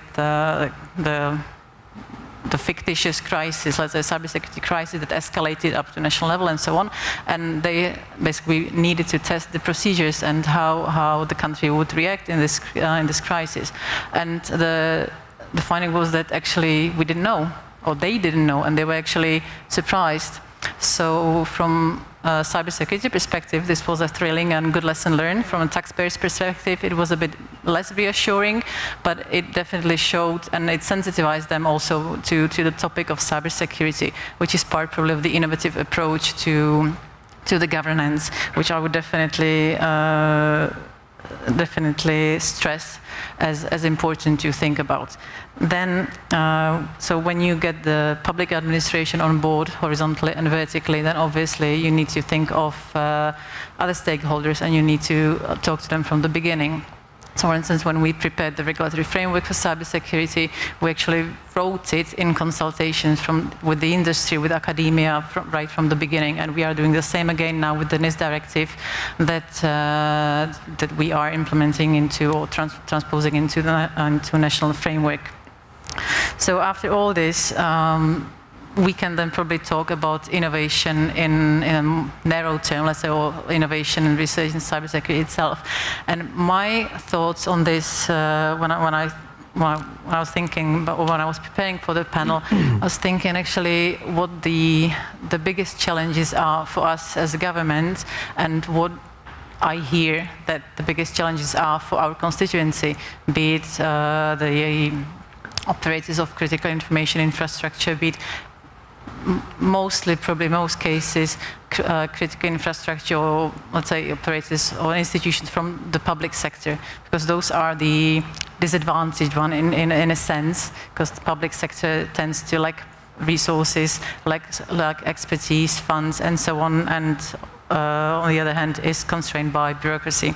So my I don't know, impressions or points that I would like to probably make in respect to innovation would be that it tends to be, we need to be clear about what do we want, who will implement it, and how we pay for it.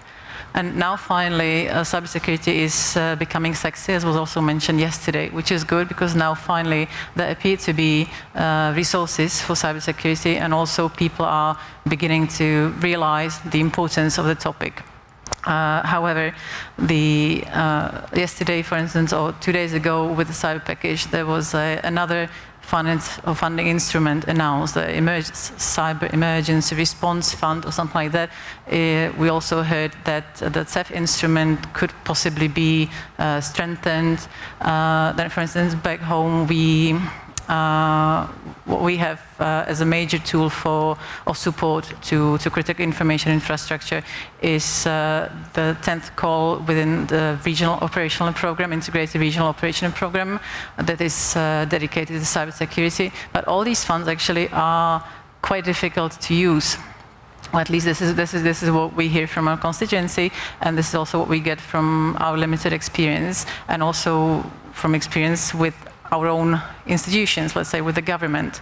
So in the event, the innovation on one hand has a lot of money, on the other hand might be actually hampered by it being difficult to put into practice, let's say, by the funds. And I think that would probably be my call to us as national administration, as member states, both at national level and then European level, that we should keep it simple. For instance, I have this colleague, I mentioned it to you earlier, I have this colleague, God knows how he became a bureaucrat in public administration, but his idea is basically that the state should just give money to the brilliant minds and let them do the job. Tell them what we need to achieve, and let them to do however they want it to do, just deliver the result. But this is impossible, obviously, in current settings, but it's still something to think about, so we should keep it simple. Thank you, Tatiana. I'm so happy I'm not involved in funding research myself as a commission, but just doing research for the benefit of all, I hope. Thank you also for making that point clear and loud, and also for basically describing the prerequisites you see for national governments to have in order afterwards to be able to support, foster research and innovation initiative. And these vertical and horizontal lines are very important. And the fact that you mention also law enforcement community, intelligence service shows the multiplicity of actors, and also the difficulty that may exist in sharing information and having joint shared research activity across these sectors that typically are silos, and we have to work towards trying to break these silos and make synergism about these initiatives. Now, Andres, I'm turned to you, and who is perhaps the most technical guy on the panel here, and I wanted from you your views now on the on the topics really that would benefit most from research and innovations support. Do you see that we are tackling the right ones? Do you see other ones that need to be tackled? I have often the impression that when we tackle technical matters, it's kind of a reactive way and not a forward-looking way. What is your views on that? Thank you, and good morning. And I am freshly left public service, and therefore I do apologize if I am appearing slightly politically incorrect in my freshly found freedom to speak my mind. And these things actually are on my mind a lot. There are a few things I'm really concerned about. The first thing probably is that I don't think we are spending too much resources and effort on actual collaboration. What I mean by that is that, taking the example from Airbus, in that context it would be really ridiculous to say that these people who build the wings of the aircraft, their wings are really well built and secure, and there's high level of cybersecurity on all the aircraft wings. And then there are people who deal with the avionics, and these people have the cybersecurity matters well under control. And we do spend a lot of effort and time and money on making sure the wings of the European Union and the avionics and other parts are really well built and really secure. But coming back to the aircraft, I mean, the entire aircraft needs to be secure in combination with the avionics, with the engines provided by a third party, with the wings. All the parts must function together.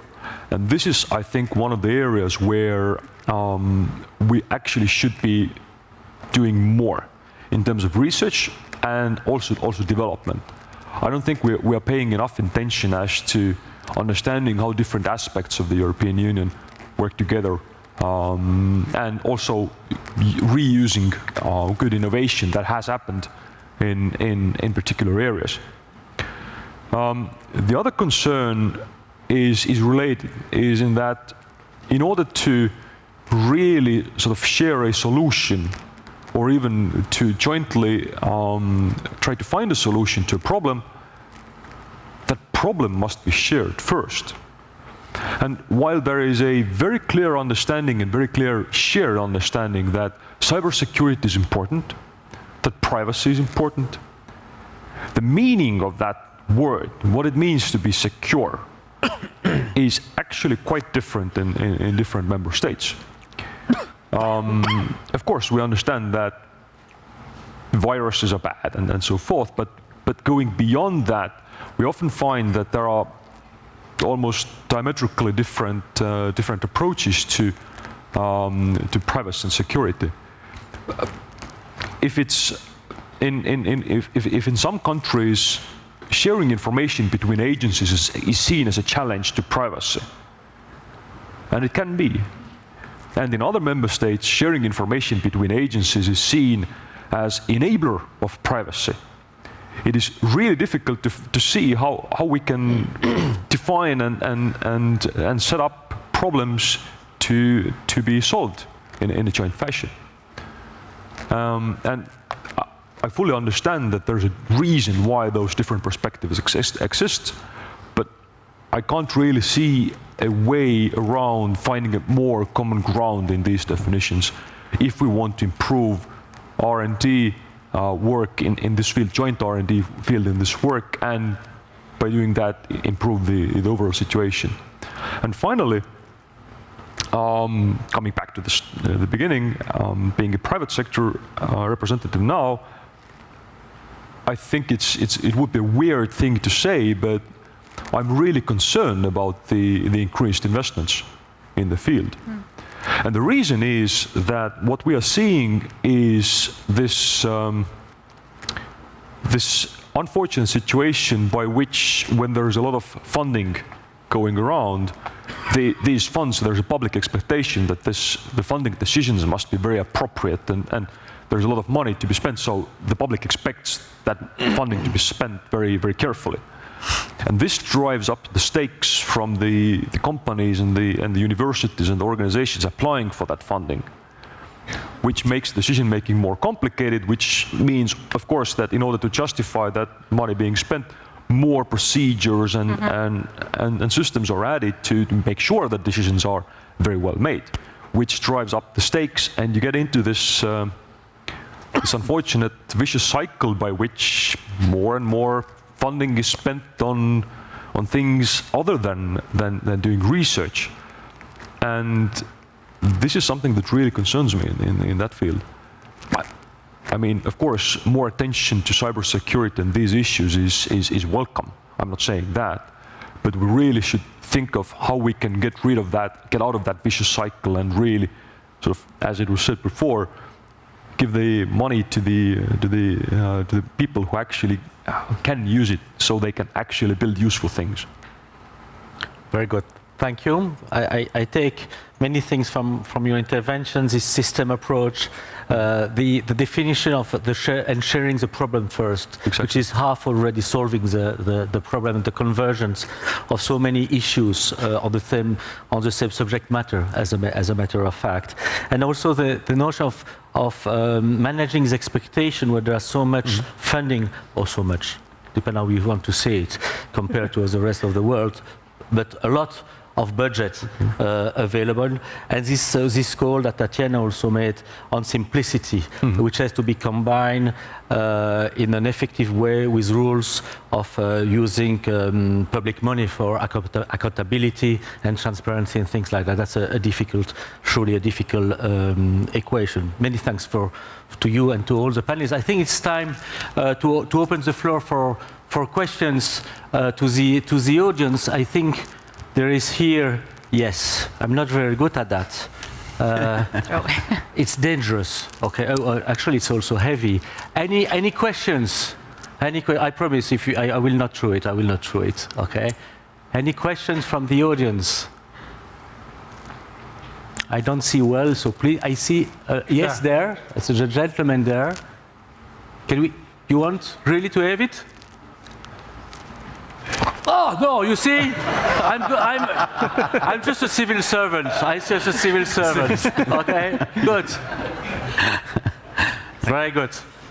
So, yes, I would like to ask all panelists if they see any challenge between innovation and the certification, which is, as we know, within this directive, a new prerequisite.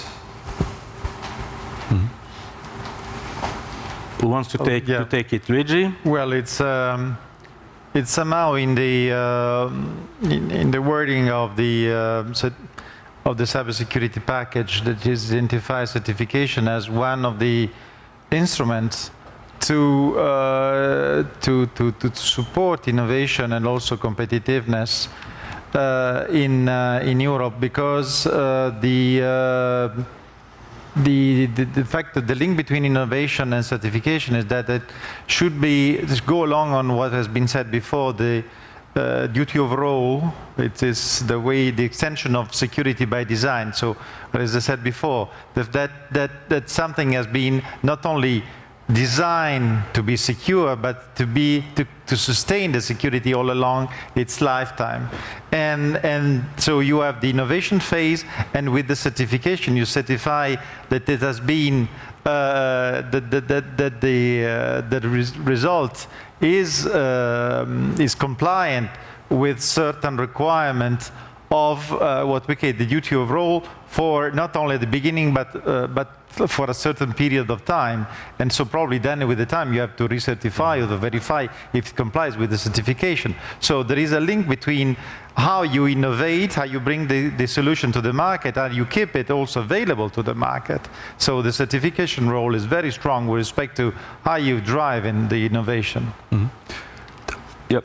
Andres, certainly there is this tension between these two topics. From one hand, certification certainly should help with the issue of Internet of evil or stupid things that we are seeing now, where everybody puts everything in everything, really, and expects them to work together and in a secure fashion. So there's that. but also the certification should be done in a fashion that really is able to adapt around things that were not there before. We are right in the middle of one of those challenges right now. Cybernetic worked out a concept called split key encryption, which, don't want to get into detail, but it's something that wasn't there before. And we are now faced with a challenge that this technology needs to be certified. But it wasn't there before, so it's really difficult to explain how it works or why it is secure, and that process can really be challenging. So certification certainly is necessary, but we need to figure out a way how to certificate things that were not there before, which is by definition innovation. Yeah. Okay, François? I think that if certification is done right, it is a tremendous chance for startups. Because from a Ministry of Economy perspective, we have accelerators in public and in private domain. And what we always see is there are people coming with very good ideas, very nice products, but nobody buys them. They end up leaving towards US because there people buy products of startups. That is one of the big problems we have in Europe, that we only buy deep pockets or products that have a stamp on it. So if there's an accessible way, and a really accessible way, not in common criteria EL4, but an accessible way for startups, that might be a tremendous chance to get this good innovation being done in Europe, being used in Europe. That would be an advantage. Okay. Tatiana? I don't think that innovation and certification in principle contradict each other. I think they can actually support each other or complement. The important thing is to get the framework right of certification, because certification is inevitable in long run, be it from the economic development point of view or from national security point of view as well. But it's important to get the framework right. Mm-hmm. Okay, very good. Other questions from the audience? I promise I will not try again. So anyway, you have to help me because I really don't see very well. So no one here? No one? Okay. So there's a question. Yeah, there is Eiko. Thank you very much. You see, it's a collaboration. You need to help me. So. Henk Mannekens, BT. I just wanted to ask a question about the research institution or the organization of the research at EU level, because so now we have ESCO, there is H2020, there is a GRC, and now so we hear that the Commission is thinking about setting up some new competence and research center. So my question is, do you understand the background why they would move to that, and what would be the differences in approach and existing structures? I also forget maybe ENISA, which also act as a competence center. Who wants to take that? We're all from national administrations. Who wants to take that from the panel? You want to take it, Lidwi? Well, yeah, I'm obliged. Yes, of course. Well, how many hours for the answer? I think less than 1 hour. I think 10 minutes maybe. Well, that's exactly something. To give an answer to this question, we need much more discussion with the Commission. Actually, it is written that the Commission will, it has been mentioned, but also reminded by the Commission this morning, that there will be a pilot phase in 2018, and the Commission will better elaborate in 2018 the details of this, because it's quite complex indeed situation where you have different stakeholders, and not all are mentioned in the communication, by the way. There are some which are somehow also around there, always in the European scene. Well, maybe JSC a little bit mentioned there, but also you could mention the EIT. Absolutely. And others. So there are many stakeholders which are around, and there is ENISA, as you mentioned, the new role of ENISA also in research part. And actually, I spoke yesterday with Steve Purser. They said it's something they were asking for a long time, but they were somehow surprised to see this coming up because they didn't push much in the last time. So that all these have to be put together. and the Horizon 2020 will evolve. It's still at the end of 2020, okay?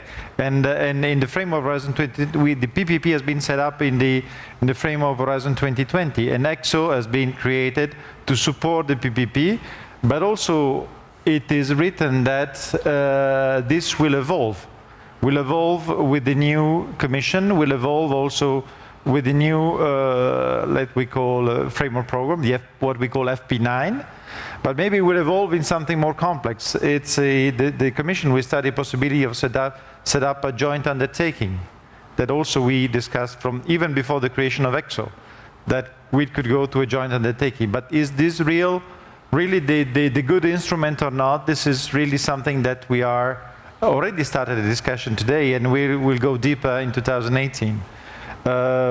Because we have to do more than simply research. So, but this is, and if you look at the challenges of cybersecurity and cybersecurity research, they go well beyond the usual joint undertaking shape, let me say, because of the fact also of the governance. The normal joint undertaking, take the CESAR, take the shift to rail and so on, they are somehow, the members are limited to few tens of stakeholders. In cybersecurity, we have thousands of stakeholders. What kind of governance? How you can bring together all this and focus them in the direction, even if it is only dealing with research. So it's a real challenge. We were discussing also before about breakfast with the Commission, and then they don't have an answer today. They don't have an answer. The Commission has not, and we neither on the private sector, let me say. So we have to see how to move on. That's a common task for next year. And also this, on top of that, what will be the link with ENISA particularly, and we have started discussion with ENISA on EXO side, and what will be the link also with this new network and the center. They are not defined. The member states they have discussion with member states how this network will be set up, what at national level, and what kind of link across this competence center, and what will be the shape of this central center, if I may say so. So this is something which is not clear. For sure, there will be this network and the center which somehow will rise the competence. The role of EXO, for sure, will remain to be the point of dialogue between public and private, and rise the concept up to a certain level where we can give advice to the Commission, to the member states, to ENISA as well, where they can then finalize and take the decision. This is the way we see today. But how this will work together, it's a discussion for 2018. Okay. Any additional comment? Yeah, from you on this specific, very important question? Nothing to add? No? Other questions? Mark Miller. Mark Miller, EXO EOS conceptivity. One of the big questions that I think we and I'm talking specifically SMEs, has at this point in time, when we look at the different funding programs for research, and especially given some of the new communications which have missed out on this issue of the importance of SMEs, especially in the cyberspace. When we look at this situation, we say, why is there not more emphasis on the benefits and also encouraging SMEs to be part of this research funding process? And in fact, in discussing with other SMEs, including my own, sometimes these types of funding programs are really have a lot of disincentive for an SME to jump in. What you said. Yeah. So my question to the panel is this: how, in your opinion, could there be more incentive for SMEs to participate more in the research programs, more in the research funding, and how could there be some way of redirecting some of the orientation, which now doesn't seem to be in the direction of SMEs, given the communications, given the recent speech by President Juncker. I think we need to think about this. So my question is, how can we do this? Thank you. François? Well, in Luxembourg it works quite well because the government finances innovation in SMEs. SMEs, as you surely know, are actually the motor of innovation, and we work a lot with SMEs also in cybersecurity because they are capable of changing quickly, adapting to a new kind of problem you have, and they will grow with you on your task you are doing. An example, Luxembourg is lead in the IPCI, important project common European interest in high performance computing, and in this aspect we are teaming up with mostly small companies all over Europe in order to implement pilots in high performance computing. We will need cybersecurity in these aspects, and they don't exist. So whom do you choose? An American big provider, you are the smallest customer as Luxembourg, or you choose a partner with which you can grow. The choice of many countries is to actually have a national funding scheme for SMEs because they will grow with you on your demand. I see Andres. Yes, thank you for making that comment because it's exactly what I'm concerned about right now, exactly what I said in my early comments. The thing is that there is this constant pressure to increase that level as towards higher and higher stakes, towards higher and higher companies. That's a natural way of how things go. And as an engineer, I'm saying if things get more complicated, you must manage that complexity. You must focus on deliberately measuring and understanding where the complexity comes from and then minimizing it. And so from non-bureaucrat position, I would say that the solution to this is a more deliberate and goal-driven design of the funding process itself in a way that really sort of understands where the complexities, where the issues are coming from and works to mitigate those. Okay. But what I want to emphasize really is that I don't think there's a deliberate action. It's just how organizations work. Well, just a short point that from a bureaucrat's point of view, I think Andres is right. That's it. Okay, good. Thank you. I think we have the time for a last question from the audience. Is there anyone? No more questions? We don't see either, huh? Okay, good. I have myself still questions because when we talk about research and innovation, we often talk about technologies, okay? Mm-hmm. But many of the points you raised had not really to do with technologies, they had to do with processes, with soft things, education, readiness, awareness, simplicity, funding. Do you think we should perhaps do research in order to improve these aspects and not just to do research for on technological aspect, that we should do something more to address head-on these educational or communication or information sharing across horizontally, vertically within governments, public sectors, etc.? Well, if I can respond to this question to respect to what the our working group on research and innovation has produced. So it's more than 200 experts in this working group. So really including all the different sectors I mentioned before, not only the supplier, but also the user, the research and the university, and the member states, once again, expert from public administration. And they divided the priorities in three areas. One are technologies, so you can mention blockchain and all this new, let me say, advanced technology to be developed. One are the application of this technology in the different verticals, in the different market sector.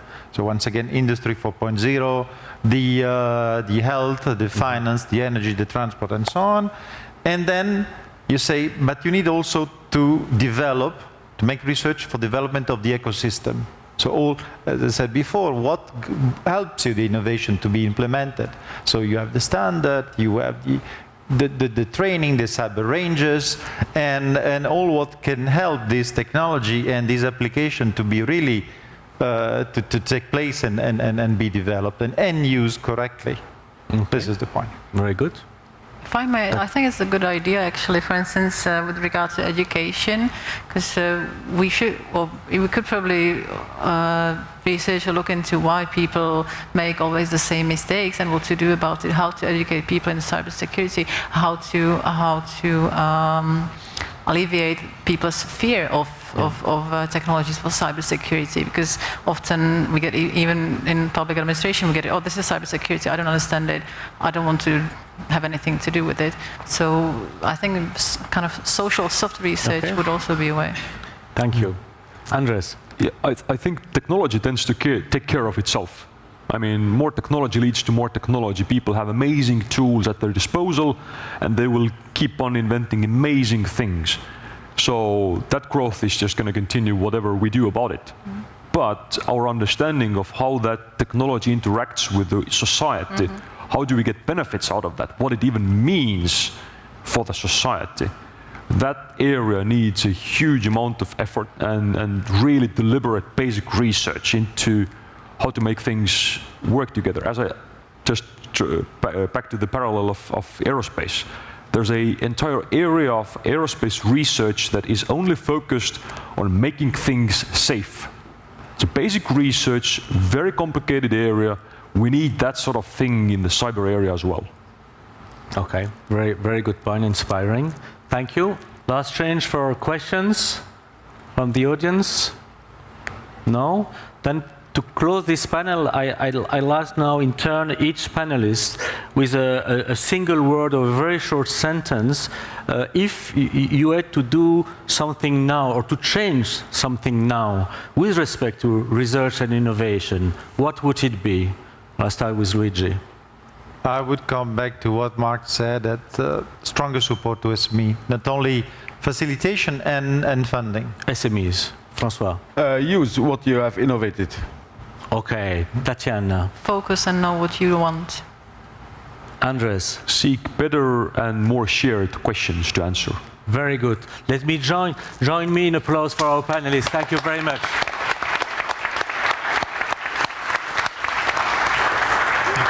Well, thank you. Thank you. Thank you. Thank you. There you go. Thank you, sir. Merci. Merci à vous. Thanks. Well, thanks a lot. Thank you. Aitäh. Now, I believe all of us here, all of you here, have earned a refill of your internal coffee tanks. So let's be back 11:45 and then take it further. Thank you.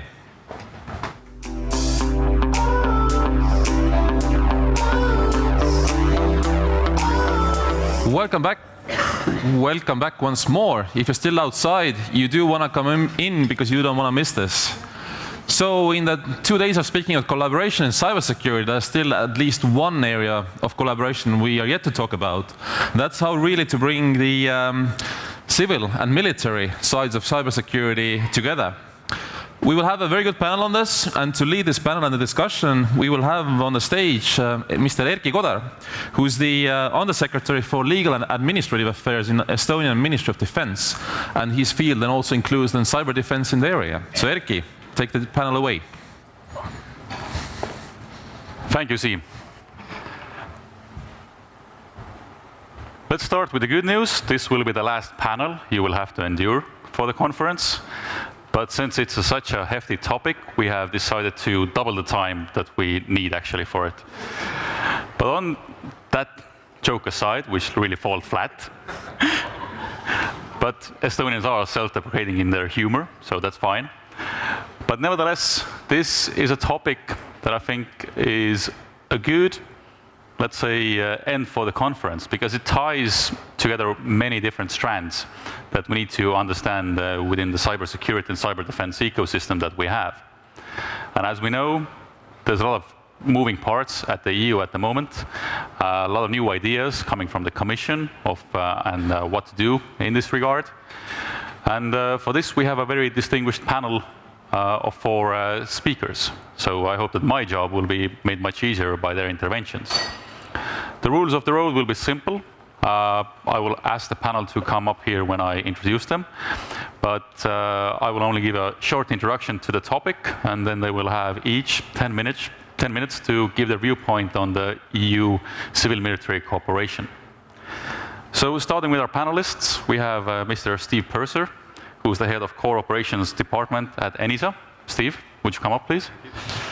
We also have Ms. Merle Maigre, who is celebrating her anniversary today of being 2 weeks in the position of the director for the CCD-COE. Merle, please.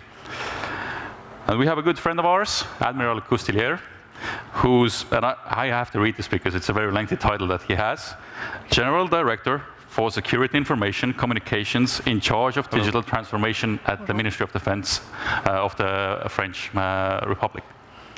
And last but not least, we have Martin Konarts from the European Defence Agency, and he's the Capability and Armament Technology Director. So these are a distinguished panel. And I will only kind of give you the broad context of what I would like to panel to discuss. For example, we know that there's a lot of happening within cyberspace, especially in cybersecurity and cyber defense. Everybody know what the threat vectors are. We have state actors, we have criminals, we have non-state actors, and even maybe those highly developed sentient beings. We have the rise of the artificial intelligence, machine learning. So the threat landscape is getting more and more varied. We need to have coordinated responses from the EU side, even from NATO's side, and from the member states' side. So it's not that easy to coordinate these different strands of work that we have. Just 2 days ago, the European Commission gave its communication and proposal, which I know that you have discussed during the conference, of what the future of cybersecurity strategy should be within the EU, what the future role of ENISA could be, even in that regard. So there is interesting developments.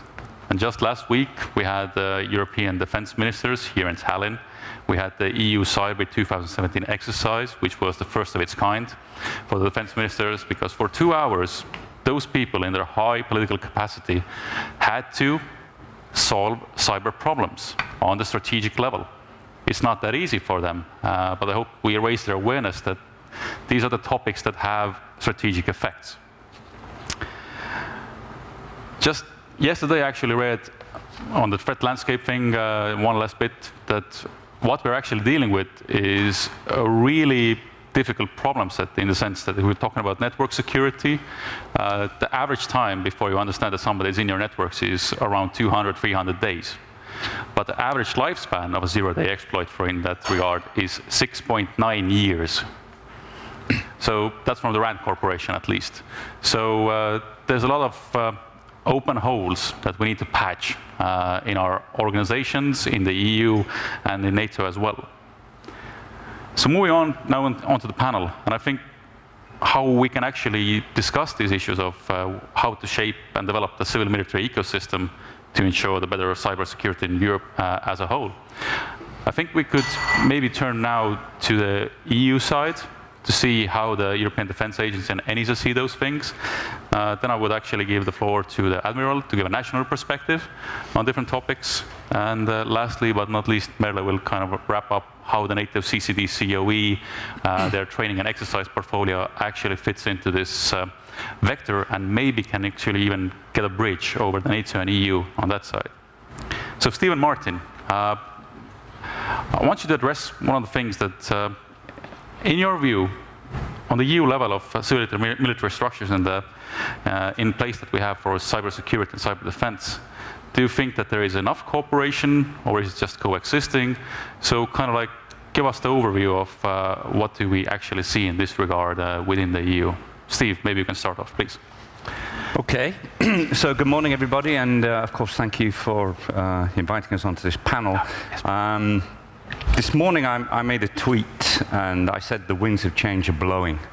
and indeed I think they are. I think there's been an awful lot of change in this area the last few years. So I thought what would be nice, and I won't take 10 minutes, but what would be nice would be to have a brief look at how we got to this point, and then to see what it teaches us about where we go from here. So how did we get to this point? First of all, let me say that 3 years ago, it was almost impossible to have this conversation. So this is a huge step forward, and we at ENISA really appreciate it because we think it's key that people talk to each other in a structured way, and these artificial silos that were set up between us in the past need to be broken down. So looking at it from a historical perspective, the Lisbon Treaty abandoned the pillar system in theory, but of course we are still living with it. You don't break a system like this overnight. This came into effect around 2009. 2010, we had the EU internal security strategy, which broke down the barriers between ENISA, for instance, and the law enforcement agencies. So as from this moment, we started what has been a very fruitful collaboration with the law enforcement agencies, and all the predictions that this will be difficult have proved to be untrue. In fact, it's been very useful, and we've done a lot of very good things together. And more recently, as a result of discussions in the Council and a number of other developments at high level between the EU and NATO, we've been discussing with the EDA, who will talk shortly, and there's a number of initiatives already going on with those, which I will talk to soon. So this is good. This is showing that we are moving forward and that we are collaborating more and more. Good. Just looking through my notes in terms of perhaps to talk a little bit about what we're doing with EDA. So it started with an agreement for ENISA to support EDA in the area of exercises, but it very quickly grew, and now EDA, ENISA, CIIP, and EC3 are all working together quite intensely to come up with a cooperation framework in a number of areas. These include exercises, training, standards, and a lot of other things, yeah? In parallel, other things have been happening. Those of you who are familiar with the Tallinn Manual and international cybersecurity law will notice that Tallinn 2.0 has just come out. And if you look at the difference between Tallinn 2.0 and Tallinn 1, as it were, it's very interesting. It's essentially moving, to my mind at least, military capability to be available in the civil space. And in fact, the main remark of Tallinn 2.0, if you read the fact sheet, is that it is bringing the Tallinn law to those kind of incidents and day-to-day occupations of governments that are not associated with cyber warfare or force. So once again, we see the military side coming together with the civil side. And I think this is really interesting that people are finally recognizing that this is necessary. So that's a bit the history of it. What should it look like, in our opinion? Well, first of all, I think you don't do this thing in an ad hoc way. Yeah? We're two very different communities. We've been brought up with very different constraints, with very different ideas. And I think it's very important to put these two communities together in a very structured way. So my first plea would be, let's do it, but let's be careful how we do it. Let's do it slowly but surely. And I'll come back to this in a second. So we can exchange, I would say, quite a lot of information, more than people think. So it's not that organizations such as ENISA want to deal with EU classified and certainly not military information. But there's a lot of information which is absolutely not EU classified and not military and is still not flowing freely. So the first thing is, let's be careful, let's keep the red lines where they need to be, but let's not overdo it. And sometimes I think we overprotect information and we're overcautious, and we pay a price for that. Because when that information does not flow, then we get inefficiencies, we get inappropriate responses, etc. So information can flow, should flow, needs to be controlled, needs to be carefully done, but probably we can share a lot more than we're sharing at the moment. We made a good start in terms of collaboration. So I said that we started with exercises training. We quickly moved on to this more general idea of a collaboration between ENISA, EC3, CIIP, and EDA. And let me say, we've been working together with the External Action Service for many years, and it's been also a very fruitful collaboration.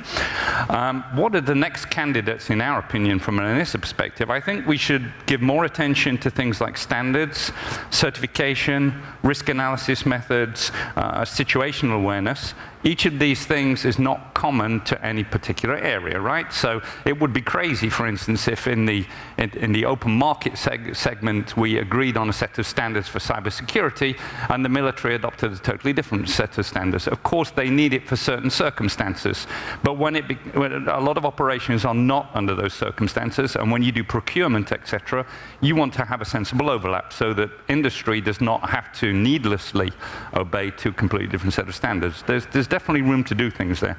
A similar argument applies to certification. A similar argument applies to risk analysis. We're all dealing with the same sort of threats, just in different sort of areas.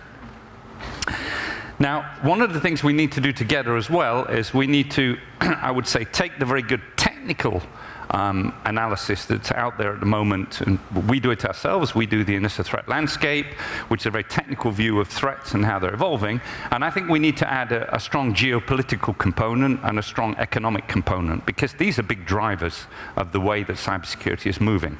If there's political unrest in a country, of course you can expect to see some kind of cyber response these days. Similarly, if we go through a recession, we can expect people who are not satisfied with life are going to start doing things. So it makes common sense, and we would like to see, together with other areas such as defense, law and enforcement, etc., to come up with a better view of geopolitical, economic, and technical analysis of where threats are going. We need to be careful with language. What I notice is there's a lot of my life is moving between different communities and talking to different people. It's amazing how much the vocabulary can change. So, you know, if I go into a forum and I start hearing about kinetic versus non-kinetic approaches, I know I'm sitting in a forum which is essentially military. That would not be understood at all in several frameworks which are much more oriented towards business. It sounds trivial. It's not. There are a lot of assumptions about what people understand and what they don't, and if you look deeper, it points to the need for a common taxonomy and a common way of dealing with what are threats to all of us. One of the biggest lessons we need to learn, of course, and we say this all the while, but I think it's worth reiterating the point, is we need to minimize redundancy, except when we plan for it. Redundancy is not always bad, but quite often there's redundant work going on and we don't know about it. And this, of course, is bad spending of community money and also leads to conflicting results. And we need to maximize synergies. So one of the comments the agency has come out with recently is we still think there's too much fragmentation in the EU policy space. It seems to me sometimes everyone wants to do cybersecurity, which of course in some ways is a good thing, but in other ways you can't have everybody doing everything. So I think one of the challenges of this kind of cooperation is to align on who does what best, and to make sure that, you know, we help each other and support each other and don't compete with each other for things where we don't need to. Sounds obvious, it's not obvious. Now I'll make two final statements before I wrap up and give over to my colleagues, which I think are absolutely critical to all forms of communication. I said yesterday, and I really believe based on our experience, that the best way to move forward in collaboration in this area is to take small baby steps where we do small things, but we buy credibility, we prove we're doing something, and we have a strong long-term goal. I really think this is necessary, because if you don't continually buy credibility in the marketplace, then people tend to think you're not achieving it and move on to other things. So this kind of approach where you set strong long-term goals, a common vision, but you achieve it through a number of small steps, I think is a really good way to proceed. And we have a lot of success with this. And my very last comment, and you could say it's not particularly relevant to here, but I believe it is that we need to recognize that the opportunity-risk equation is changing, and it's changing fast. You cannot have your cake and eat it too. If you want to deploy billions of devices which are being produced for 20, 30 euros, and you want to use them safely, we are not going to be using the kind of security processes and techniques that we use today. It's not going to work. They're not scalable enough. They cost too much. They're too clunky. It's a whole different business. So I think part of any collaboration model of the future is recognizing that the world is not only changing, it's changing very fast. We need techniques, processes, tools which are vastly more scalable, that are much faster, and the price we will have to pay for that, in our opinion, is that we will get more opportunity, but somehow we'll have to accept more risk. And that's a bit like the automobile, yeah? So when the automobile came out, the model was the red flag in front of the car. Didn't last very long, of course. And okay, we have all the benefits of having a society which has automobiles, but we have, millions of deaths on the road. Of course, we don't want that, but you cannot stop it, you can only minimize it. You can only get an optimal response. So let's recognize that, let's go for the optimal response, and let's not try to kid ourselves that we can have the kind of very deep level of security for this kind of technology. It's a trade-off, and the skill will be in selecting that trade-off correctly and implementing it correctly. And with that, I'd like to hand over to my colleagues. Steve, thank you. I think there's a lot of food for thought in many of those topics that you kind of went quickly through. I especially would like to point out the vocabulary and the taxonomy, because I do think that it's important, and we already have in cyber this issue where we are struggling to translate technical information to the level of the political or the strategic. But at the same time, we have different kind of silos between us, and those silos don't talk the same language, but they do understand what the technical basis of that is. And I think that at least what the Italian manual did for the lawyers is that it kind of brought them onto the same level of what words should we use. Yes. But now moving on to more of a precise agency, I would say the EDA, in the sense that the EDA is between this civil and military, in the sense of capabilities that we're trying to procure and develop. And on this, I would actually also like to extend my gratitude for both the ENISA and the EDA for their part in the EU Cyber 2017 exercise, because it wouldn't have happened without you. The ENISA guys and made the scenario, and EDA gave us the means to technically fulfill it. So, and in the setting of the defense minister. So there is this civilian military, let's say, there is no civilian military divide if we want to actually do good things. But Martin, how does the EDA fit into all this? Thank you very much for giving me the floor and for inviting me here. I can only echo what Steve had said, and let me quickly pick up what he said with the baby steps, which should build up the credibility which we have to buy. And I can only agree to this, but we should go these baby steps quickly, since the things are moving very fast, and we always have to strike a balance between fastness and speed and the distance we are going. And let me echo with one quote: you cannot breach a canyon in 1,000 steps. You need one courageous step. But this has already been done by the security strategy on cyber, I think, and I don't want to look into depth into that. I would just like to look at it with some distance. And if you look at it from some distance, it is a call for cooperation and not for competition. And all the players in the field of cyber, and I fully agree with what Steve had said, is we have to work together. We have the unique chance to break new ground. And I will come back to this later on. Let me focus on two things. I want to shed some light on the defense area and bring some practical examples of what we are doing in this field. If you look at the IT world and the cyber world, the things are moving very, very fast, and that is true to the bottom for the military world as well. And the interest of the defense in secure cyber is threefold. In general, defense is operating dangerous assets, and they have to be protected against malfunctioning, to protect our soldiers, our citizens, and the combatants and non-combatants. Reducing the increasing risk by technological developments, such as autonomous systems, military Internet of Things, is a new process.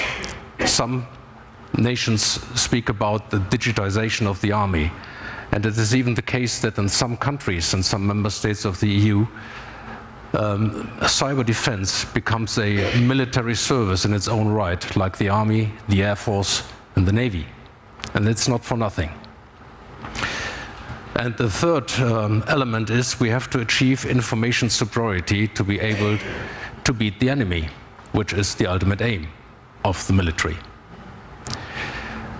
And let me let me put it like this, looking at the weapon systems and with all the sensors. It is of course true that we have to see and look at a fighter aircraft as a fighter aircraft. We have to look at frigates and ships as a military vessel or as a frigate. But at the end of the day, if you look at what's in today, and this morning we have seen some nice pictures of how an airplane can look like in the old days from 1905. Today it's completely different. It is a flying computer, and the ship is a computer afloat. And if we look at this, then it becomes very clear that the functioning of this essential platform, of these key mission components to military operations, depends very largely on the free access to cyberspace, like to the other global commons. And there's another story to be told. If you look at the logistic chain on how to build up the in-service availability of these aircraft, ships, and also main battle tanks, how largely we depend on industry and the civil chain of command. So if this is in danger, we will not get the military assets to the front line where they are badly needed. And of course, there's another story to be told. This alone shows how badly and how urgently civil-military cooperation is needed. Being here in Estonia, one thing is more than obvious.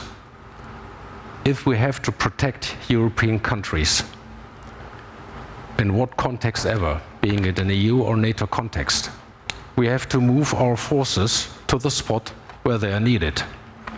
Are we sure that our land-based lines of communications, such as motorways, railways, and all the rest of it, are resilient enough against cyber attack? How could we ensure that enhanced forward presence and rapid reaction is supported?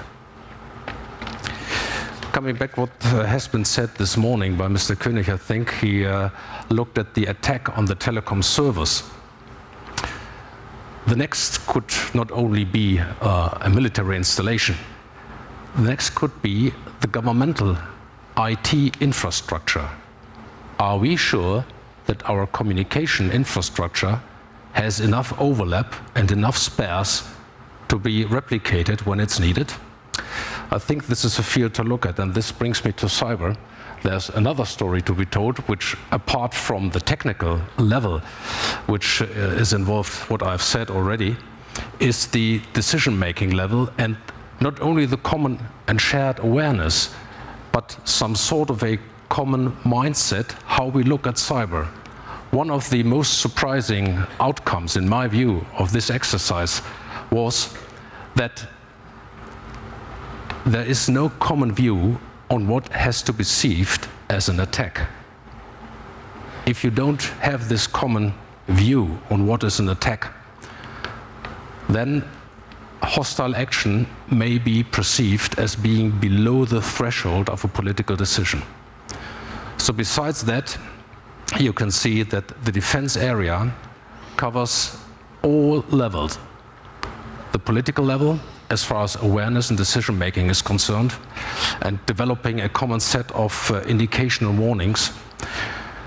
The operational level, which deals with the platform-based and the concept-based elements of cyber defense, and the technical level, which deals with the modernization, the hardening, the resilience, and the research and development for future system and the preparation of the future.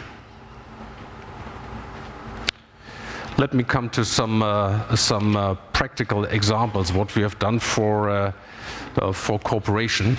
We're dealing with cyber defense since the very beginning, 2010, 2011, and from the very beginning, ENISA has been on board with us, or the other way around. We have on board with them, of course.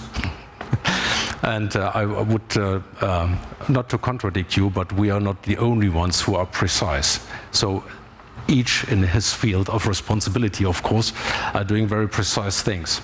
And today we are, as far as cooperation is concerned, very far, not only with ENISA, but also with the European Cybercrime Center, Europol, the CERT EU, and we have identified common areas of responsibility, common areas of interest, and the memorandum of understanding will be signed very soon by our executives. Not to forget the mill-to-mill cooperation, and we are in very close and good contact with the Center of Excellency, and we should continue this, which brings me to the point of the NATO-EU cooperation, which is essential. Member states or allies or whatsoever only have one single set of forces and capabilities. And if we would like to have a coherent capability landscape, this should be our starting point. It's nothing worth for a national military or civil planner to deal with competing priorities, competing capability requirements, and competing organizations which look at the end of the day at one big pot. And we have the unique chance to shape this capability landscape in a coherent manner based on the cybersecurity strategy. Last but not least, let me echo what has been done with the standardization, together, of course, with Estonia, who's very active in this field, Portugal, Czech Republic, and Austria, and of course Greece. We have designed some sort of a common exercise scheme on decision-making in cyber defense, which is a very good thing to proceed. And as I said, this looks not only at the awareness part, but also at the common mindset part. And having a common and coherent view on the same issue is key to success. We have to speak with one vote as Europe, and we have to act as one Europe, although that many organizations are dealing with the issue. That brings me just to the end, and I quote again Steve, and this shows how close we are. One of the, I think it's Nike, although I shouldn't say that. Just do it. That's the first thing. And the second thing is quote Harry S. Truman, who said, "It is amazing what you can achieve if you do not care who gets the credits." So I can only encourage member states and allies and all the organizations dealing with cyber defense, just stick together in a handshake mode, and then we can do it. Thank you very much. Thank you. I think you raise one of the hard questions within cybersecurity at the moment, is that conceptually we seem to understand what we need to be doing.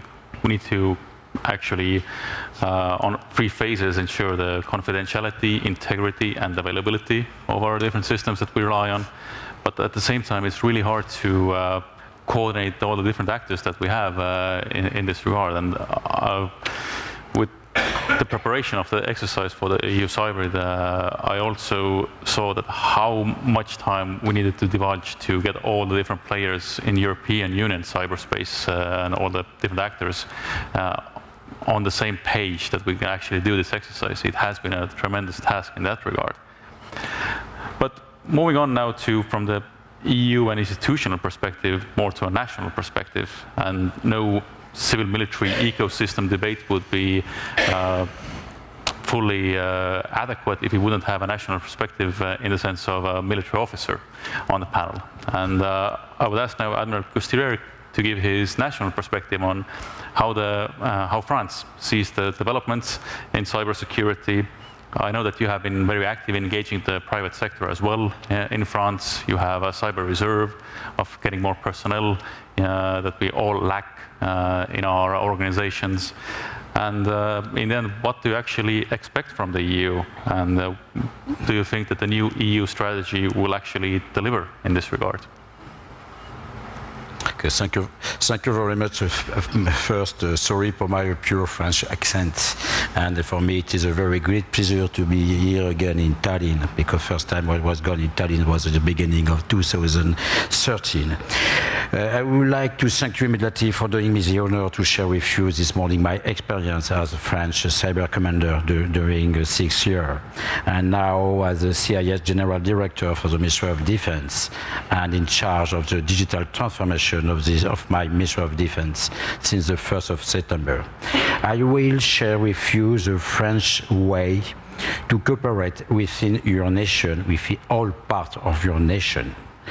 And it's clear that today cyber is a pure new component of the armed forces. And the Cyber Command in France is in charge of protection, defense of the Ministry of Defense, but also to react against cyber attacks and also to engage and to attack your enemy, as Daesh, for example. The digital space or cyberspace is promising and as its own dynamic linked to the technical expansion. Man must keep the control of this new and innovative environment. Even better, we should adopt the digital transformation. Cyber is only a part of the digital transformation of all your society.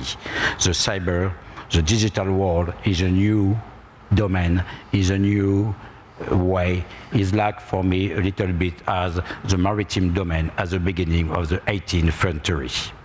Consequently, French administration and therefore the Ministry of Defense initiated a deep process of digitalization, which creates new opportunities and capabilities, but also needs a complete and global national security strategy above criminal assets, defense asset and security asset. All these aspects are very merged in the cyberspace.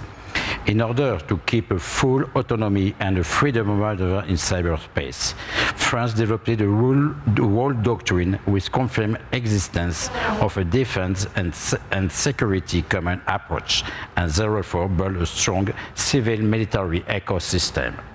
I will finish my speech evocating the place and the European cooperation in that field. Just some point of historical approach. The first white paper in France, we evoked the cyber as a very high-level priority, was in 2008. In 2009, we have created the Governmental Global Agency, the ANSI, and I am very happy to say that in the assistance there are a large number of people from my governmental agency, and we are working all together very closely with Guillaume Poupard since 2009 in order to create the link for the national approach on cybersecurity. ANSI is a cyber defense authority under the authority of Prime Minister. It's very important that the first power of cybersecurity in the state was under the president or under of the prime minister, but not under of one of the minister, defense, interior, or another one. We need to have a true global approach. In 2011, in Ministry of Defense, we have created the function of General Officer of Charge of Cyber Defense, and now this man is the French Cyber Commander since the beginning of 2017. It was my last appointment. And since 2011, we are conducting a permanent adaptation and development of structure. We are facing to many new operational challenges in play, and we are putting a capacity supporting all military operation, including defense and attacks against enemies. And now we have a new cyber command, fully independent, a new component of the French forces, and it is acting against all enemy of France, not only on very technical attacks or technical subject, but also against the propaganda against Daesh of some another nation. And just in your white paper, it is important to know what is the national French doctrine. In your white paper, it is right that within this national doctrine, the offensive computer capacity combined with an intelligence capability contributes significantly to the cyber security posture, to the global cyber security posture. It contributes to the characterization of the threat and to the identification of its origins. It also allows to anticipate certain attacks and to configure the defenses accordingly. Offensive computer capacities enriches the range of possible options available to the state. It has different stages, more or less reversible and more or less discrete, proportionate to the extent and the gravity of the attacks against the nation. The Military Planning Act for 2014 and until 2019, and all the decisions post the terrorist attacks against France gave us €1 billion and more 2,000 additional main for the Ministry of Defense. In 2011, average in the core of the French military cyber defense, it is average 100 people. When I leave my job in the end of August, we have the authority on more than 2,500 people under the Ministry of Defense. And in the end of 2090, it will be more than 3,500 people, just to give you the importance and the increase of these topics for the different Ministry of Defense and for the President of the Republic of France. And when you take the number of people in the governmental agency, it is a little bit the same. Average 100 people in 2008, and today more than 550, and in some months we will take some decision to have more and more people. Also in the French law, the state services are authorized to identify the origin and to neutralize the effect of cyber attack. Now, it is difficult to put in effect, but it is in the French national law. Also, the operators of vital importance and strategic companies must implement cyber security measures and notify cyber incident to the governmental agency or to the Ministry of Tutel. State services are authorized to access metadata to alert ICP and operators in events of serious cyber threats. The legal framework now in France, the global legal framework, is a new one and is well done. For the Ministry of Defense, we have put on the table a sort of strategic plan to mobilize the World Ministry of Defense and global currents. Cybersecurity, academic, we have developed many shares in relationship with different universities of France. Operational in industrial research and development, we are putting more than 30 million euros each year for specific research and development projects. Recruitment of highly qualified personnel, structuring a civilian mill pool of excellence in cyber defense. The national digital strategy at the level of France responds also to the new challenge arising for the evolution of the digital use and relative threat with 5 objectives: to guarantee national sovereignty, provide a strong response against cybercrime, inform the national public, making digital security a competitive advantage for French companies. Just some loop. We have developed also a citizen river and a reserve for national cyber defense. We have now more than 300 high-level citizen people ready to relay the spirit of cyber defense, and we have averaged 4,400 people ready to intervene with the forces in case of major cyber attacks, reinforcing the link between the Ministry of Defense, the youth, and some companies' patriots. These people can be put at the disposition of the governmental agency. We also have put in place a cyber excellence pool which federates industries, academics, and military entities. This cluster was created to optimize interaction in the civil-military ecosystem in France. Optimize use of development of cyber competencies, stimulate research, formation, and innovation, create and exploit a national training and cyber defense simulation capability common to the company, industry, and the Ministry of Defense. Going deeper, the digitalization, we need some clear objective and framework in order to adapt French strategy. We need to have a good cartography to key competency and development of synergy. We need to have also a balanced top-down and bottom-up governance. And we need to fertilize your civil-military ecosystem with events such as hackathons or drill or challenge or capture the flag. What is the place of the EU in this démarche? I think that you have set many series of key works in the few works, and the review of the cyber strategy is under process. But on the very pragmatic way, I think it is necessary to focus on the EU state and on a few axes. Work on crisis management capacity, improve training and support for citizens and businessmen, work on certification and threat processes. All this work will be benefit for the governmental approach and for the Ministry of Defense approach. We need to have some products certified at the level of Europe inside military organization.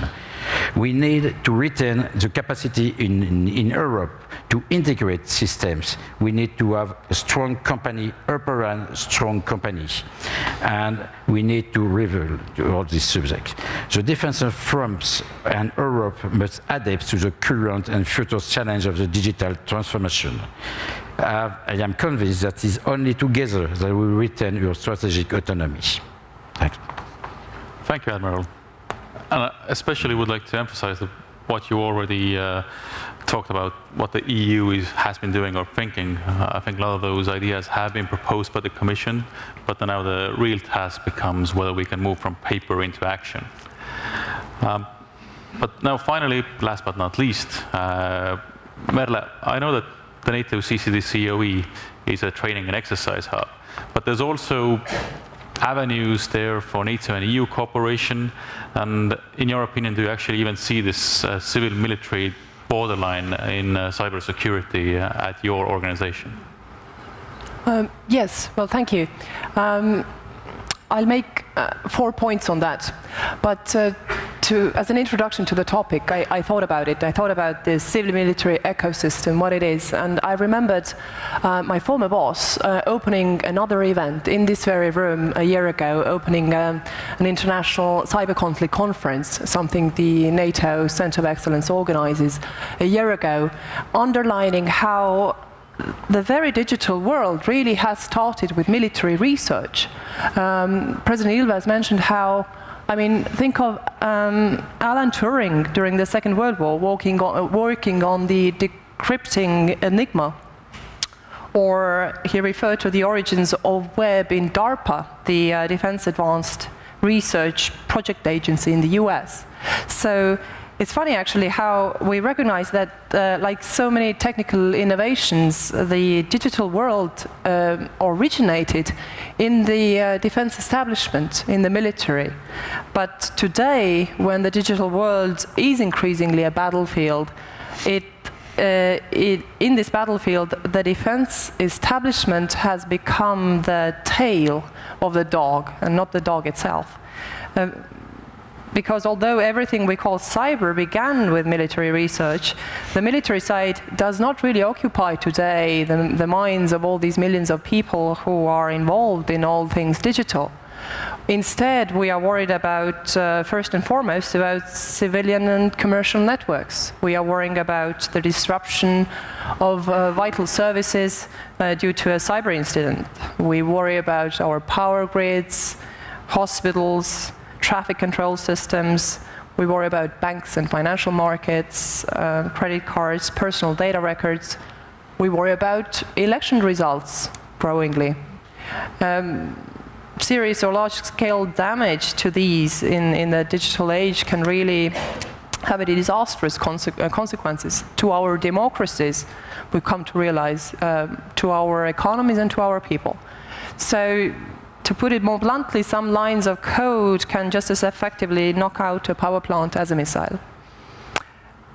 So my second point, what should we do about this? And yes, I believe we should have more civil-military interaction, but I think we should even go beyond that. We need more. We need a comprehensive approach. We need to build bridges along between various different communities, not only between the civil and military, but also between politicians and IT techies, between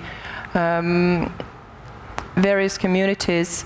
We need collective solutions and an interdisciplinary approach, really.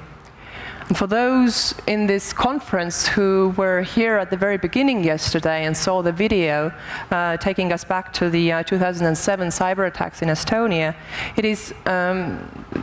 it came clear how these attacks 10 years ago in Estonia prompted the first really serious public discussion on the possible impacts of cyber attacks on the whole national security. So Estonia was facing these issues and learned the lesson 10 years ago that came to a common understanding that cybersecurity can only be ensured through cooperation. And it needs to be a contribution which is required at all levels, that it is being called the collective brain. Cooperation at all levels, at the state level, corporations and individuals, not just civil and military. Cybersecurity can't even be ensured by the states alone because internet is not controlled by the states. So the only effective cyber defense is comprehensive defense. And now I get to my third point, to the shameless advertisement of the NATO Cooperative Cyber Defense Center of Excellence.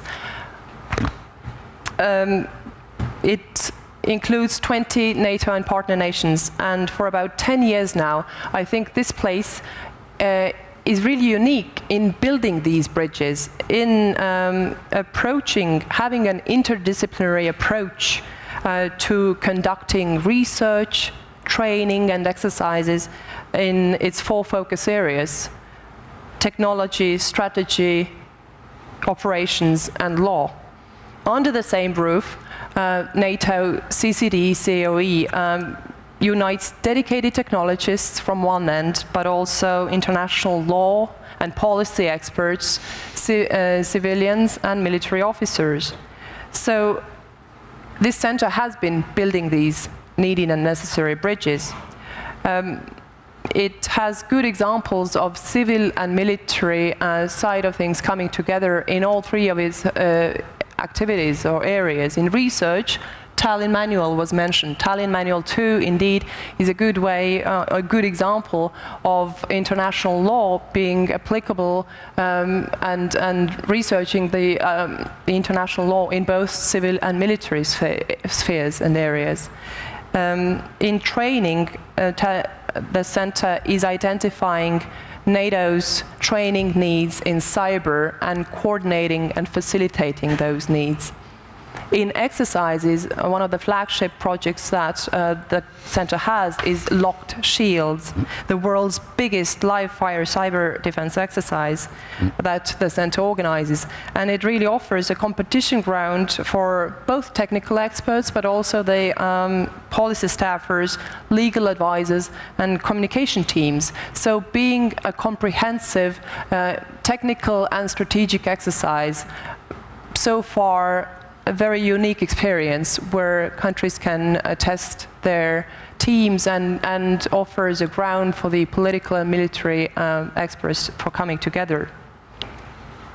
So highlighting civil-military interaction is an important training objective of this exercise. So my last point is that from the experience that we have in the NATO Center of Excellence, the Cyber Center of Excellence, how can we move on to the question of the day? How can we build bridges from NATO to EU? How can we forward the NATO-EU cooperation? And we have a really good timing for this. A year ago, NATO at the Warsaw Summit declared cyber as its field of operation together with land, sea and air. And the day before yesterday, EU came up with a renewed cybersecurity strategy, a really good text, where I read that EU and NATO can strengthen cooperation on training and exercises, harmonizing training requirements. We have a good momentum because a week ago in Tallinn, you made reference to it, EU defense ministers for the first time ever gathered for a cyber defense tabletop exercise. So from the EU side, I also see that there's a really good momentum and willingness at the very highest level to go ahead. There's this very much needed political will. So in conclusion, I think building bridges is important, not just between the civil and military, but also between the higher level political leadership and the technical level experts, the IT experts who know a lot of details on the cyber defense and cybersecurity. We also need to build bridges between EU and NATO. NATO Center of Excellence, the Cooperative Cyber Defense Center of Excellence, has a good experience in doing that, in research, training, and exercises. And we are more than glad to share the experience we have in building closer links with the EU based on what we have already, good cooperation with the EDA and ESA. Just to give you a testimony, because I from the French point of view, Lockshield is a very, very success story. And it is a very interesting initiative because we have discussion of some working group in NATO in order to create a sort of a center, training center. It's too complex and too expensive. But with Lockshield, we have a training field for all the military and governmental forces. And the concept of Lockshield is very interesting. And this is an experience, a pragmatic experience. And I think for the EU, for the European Defence Agency, this is a success story. And we have to examine the process of this sort of experience. On the other way, the exercise with the Ministry of Defense of the last week was also a success because I have had a very good return from my Ministry of Defense, and the team of my on my desk was supporting my minister in Paris, and the minister is in Tallinn. This is a also very good and practical initiative in order to increase the level of the cyber security and cyber defense knowledge for your political people in Ministry of Defense, or also in another country. Just a very little testimony of that. And thank you for the center. I do think for the center that the Lockshields is one of the success stories because of the idea that you have this melting pot of different experts, different levels of technical play, to the strategic, to the law play. But at the same time, we have had on Lockshields teams that are mixed or combined, in the sense of we have had Estonian Defence Forces participating jointly with the Maritime National Guard, for example, kind of like doing that kind of more military cooperation, but at the same time we have had the Estonian CERT also playing. So I think these exercises can be the way forward, how we bridge the gap, and I do thank the Centre for their activities in this regard. Steve, you wanted to say something? I just want to make a point.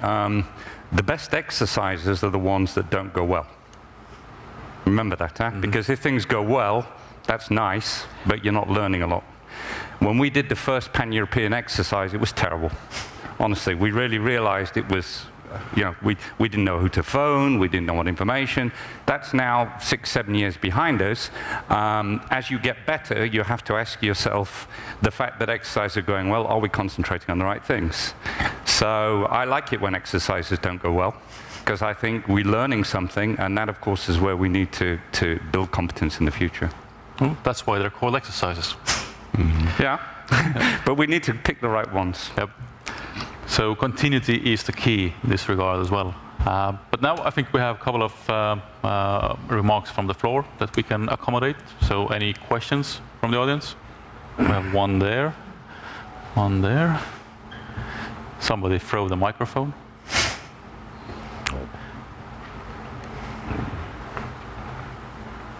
Yeah, thank you. So I have a question to Admiral Coustillier. I'm Heli Tiirma-Klaar from European External Action Service. You have set up the civil-military joint cyber defense cluster in Brittany, in France. I think this is a very good example how one EU member state is trying to capitalize and mobilize the expertise on both sides, on the civilian and military side. Can you maybe share this experience with others, and how you have factored the military and defense aspects into your cyber defense cluster in Brittany? Thank you. Yes, yes. At the first level of this initiative, we have a concentration of a main part of the Ministry of Defense assets in the country of Brittany. Why is it in this country? This country is 1 hour and a half by train from Paris, and we want to concentrate the people in the same place because we know exactly that the problem to develop a cyber defense or cyber security capacity is a problem of human resources, and it is very difficult to keep the people. Brittany is a very quiet area, not very far from Paris.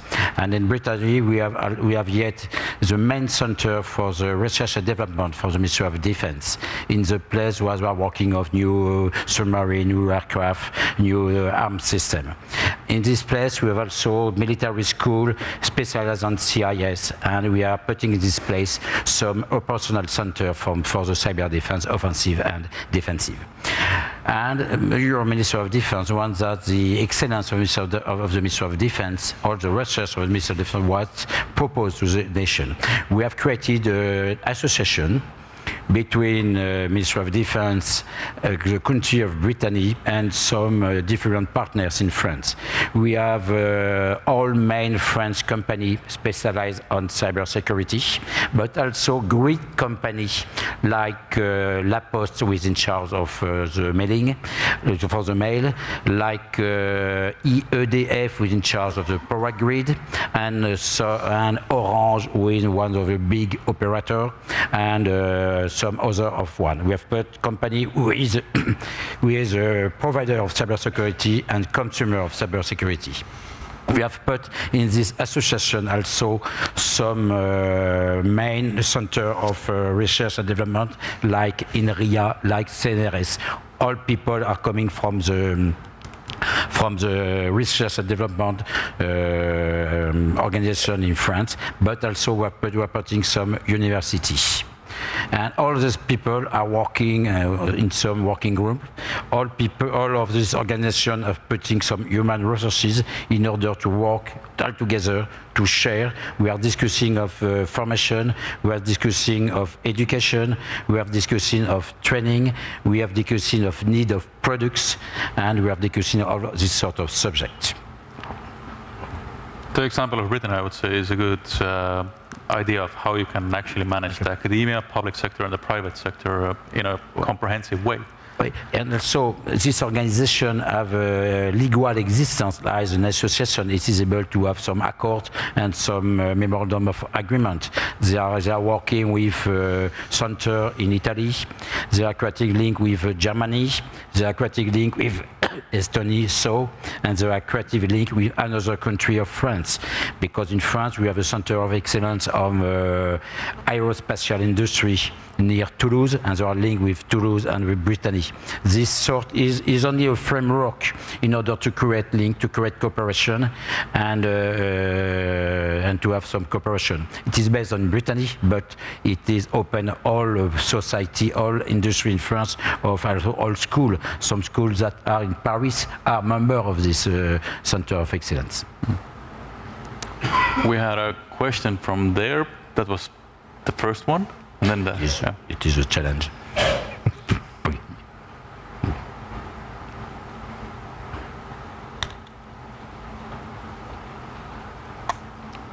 Thanks. I'm coming from Lithuania, currently working as a defense counselor and cyber attaché in Brussels. And my question probably goes to Steve from ENISA, because what you have mentioned in your introductory speech, that one of the future avenues for civil-military cooperation is probably situational awareness. And when it comes to EU, I think, at the center of, building a common situational awareness and building common picture is CIIP network. And do you see any possibilities how, this network could facilitate cooperation between civilian and military research, which I think would really contribute to building a common situational awareness in the EU. The new strategy tries to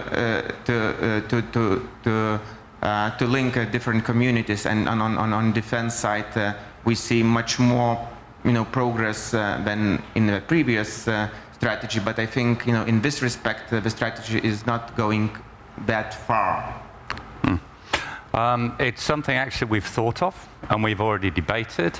I think there is room for this, but I think when I say we have to proceed in a structured manner, I think we have to take the time to consolidate one action before we move on to the next. So indeed, the CIIP network is not as homogeneous as you might think it is, in the sense that when we built up to the CIIP network, turns out that the actual CIIP network are not all the same certs as we were talking to before they were formed, which is fine. Yeah?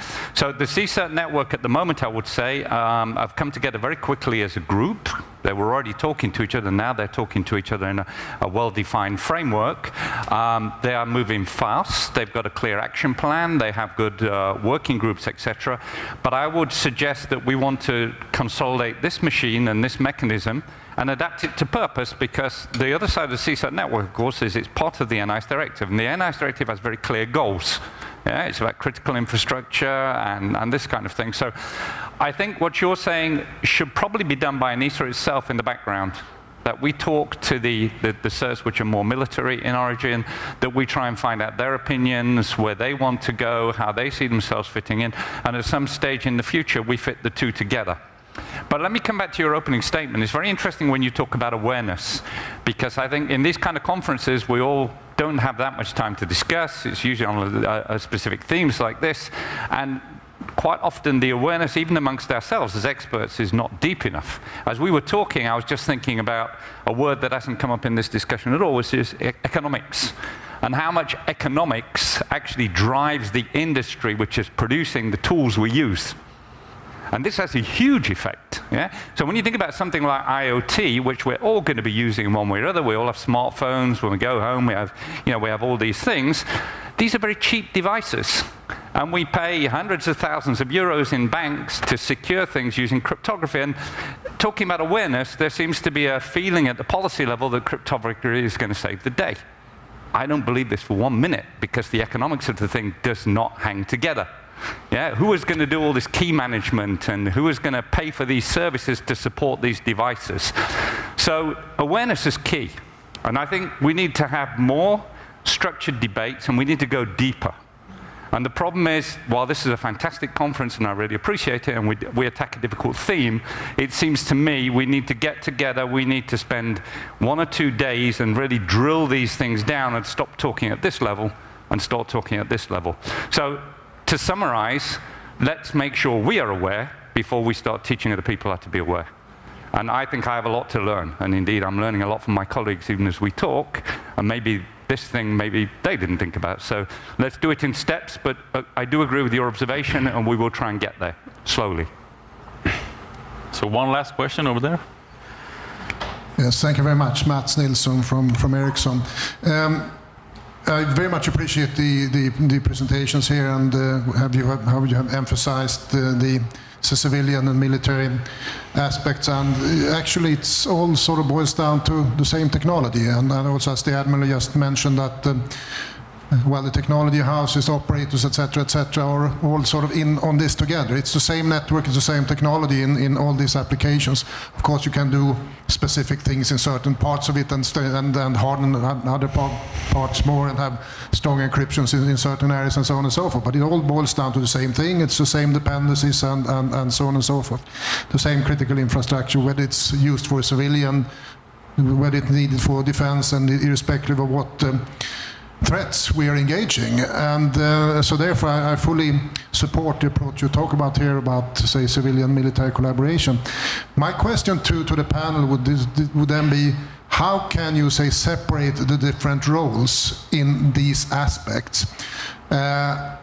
I think we're missing maybe one player in the equation, and that is the Europol, the police, the law enforcement aspects. But you have on the one hand side, you have, say, the need to keep an eye on the very advanced threats, the state actors and so on and so forth. Then you have the law enforcement, and then you have the protection of the civilian infrastructure, and then you have, so how do we, say, sustain, say, the operation, or the day-to-day operation of the ICT infrastructure from ordinary malware for say, the more day-to-day type threats that goes on. When you take that scale into equation, you will then need to clarify who's responsible for what. I mean, what will the operators do? What will the law enforcement agencies do, and so on and so forth? And that's the one piece of the equation. And the other piece of the equation, how do you deal with, say, the respective roles from a legal perspective? Because in the one hand you have GDPR, which protects us, to protect the privacy of the citizens of the European Union. On the other hand, you have the need to, when there is proper crime suspicions, to keep an eye on things. And how do you do that in a way that doesn't infringe on GDPR? And so on and so forth when you go further into state actors and defend things. And as the Commissioner also stated, say the trend to go towards IPv6, which is good because IPv6 is stronger, has better resilient, better inherent security and so on and so forth. But then again, I guess the main reason was to, say, prevent bad guys from hiding behind NATs, the network address translators. But then again, you have to be very sure about how do you deal with that in the light of the GDPR and protection of privacy and so on and so forth. If you could elaborate on that, thank you. That was a big lot to chew on that. Any takers? I'll kick us off. I mean, we do have mechanisms, of course. I immediately started thinking about Article 4 and Article 5 of NATO, for instance, which put certain restrictions on what NATO do.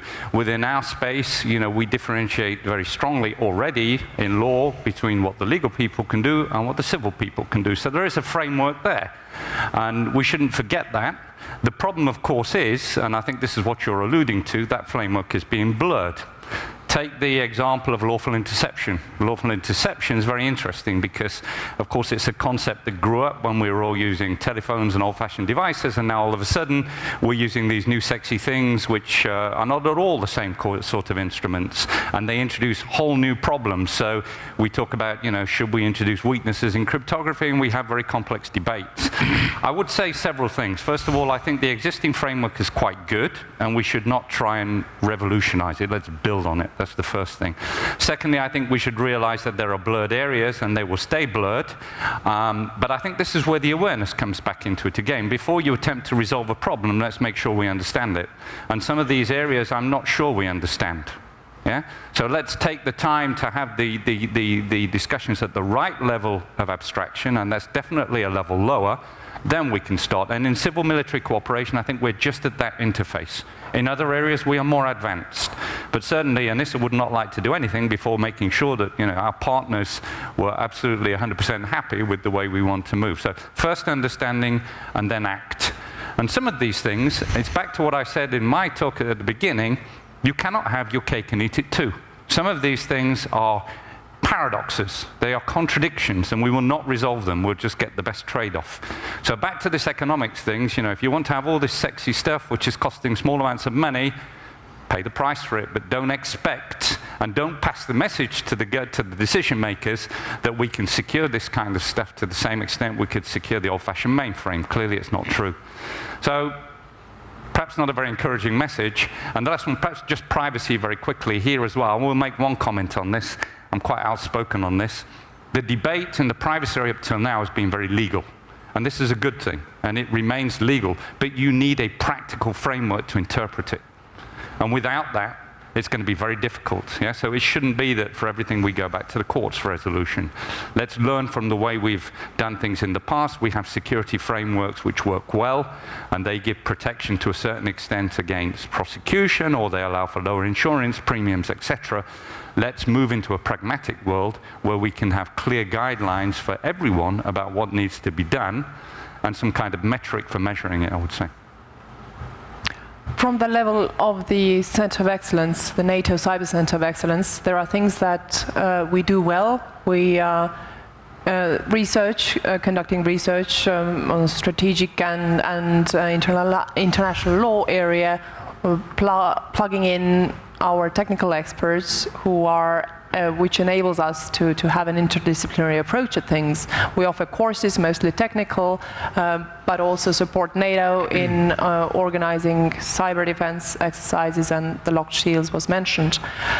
For us, there's definitely a room to cooperate more. For example, I see a potential to do work with some of the other NATO centers of excellence. For example, the Strategic Communications Center of Excellence in Riga, where we and they could come together to discuss some of the very pertinent issues related to cyber effects on elections results, for example, or things where the digital and cyber defense battlefield meets the strategic communications battlefield, so to say.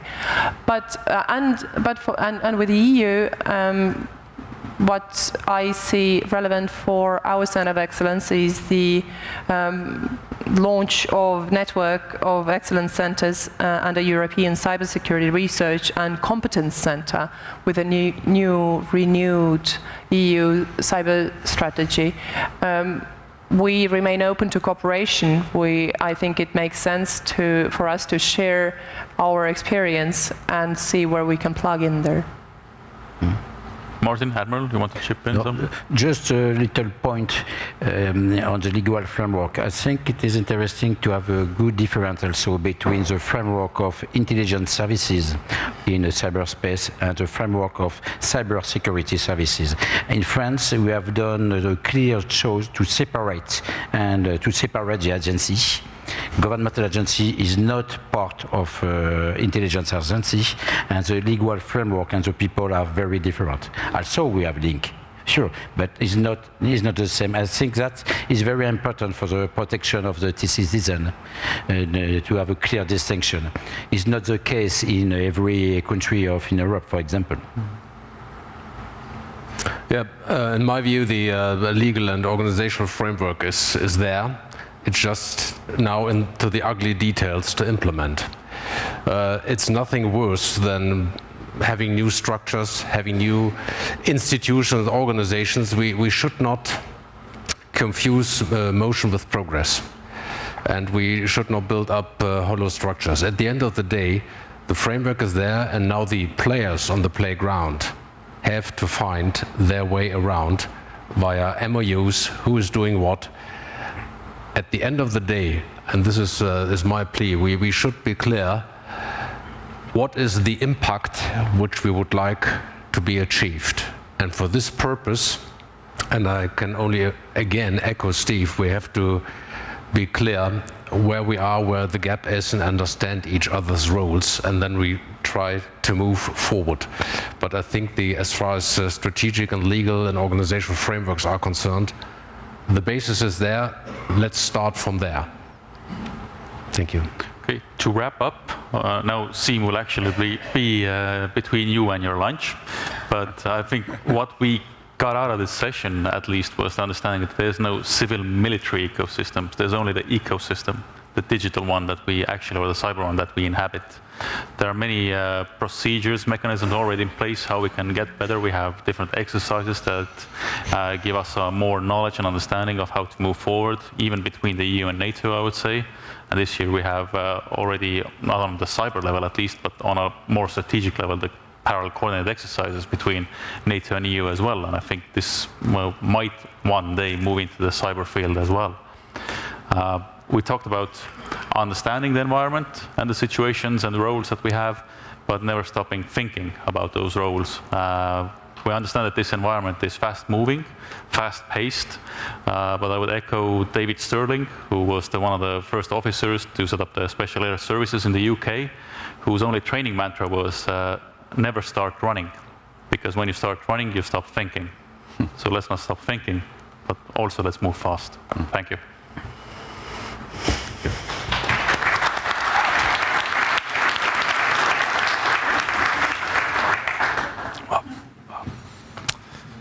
Good job. Aitäh.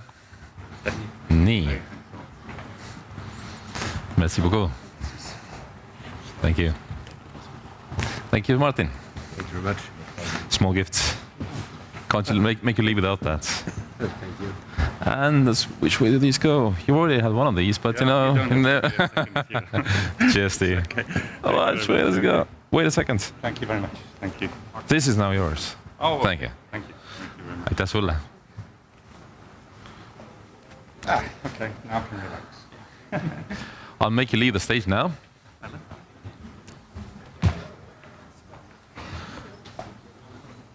That is actually it.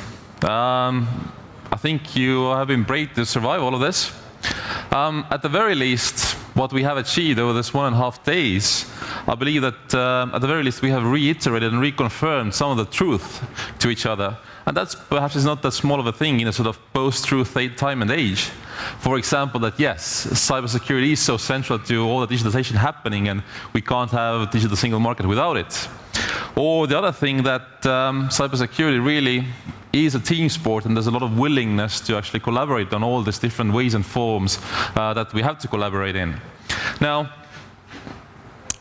I think, to me, one of the best sort of messages was said yesterday, and this is very much how do we also see things in Estonia here. And that was not said by an Estonian, by the way. But it's that, look, if we all agree, at least in talks, about the stuff to be done and that things should be done, then let's just start doing them. So if we all agree that cooperation matters, yes, let's do that. So let's put NIS directive into action. Let's put all the cooperation formats into action. Let's put the new EU cybersecurity package into action. But of course, that doesn't mean that we have to stop talking. I think it was very rightly said by Steve on the stage right now, that of course, to do all of that action, we also need to take the discussion to next levels. So this is really, yes, where we hope to see you and meet and talk with you, all of you, soon again.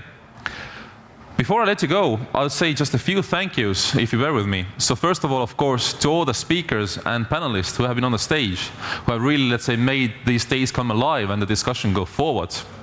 I personally have to thank all the sort of panel chairs and moderators. So Erki, Jean-Pierre, wherever you are, Rain yesterday, Taimar yesterday, Steve also yesterday, because you made my life easy, right?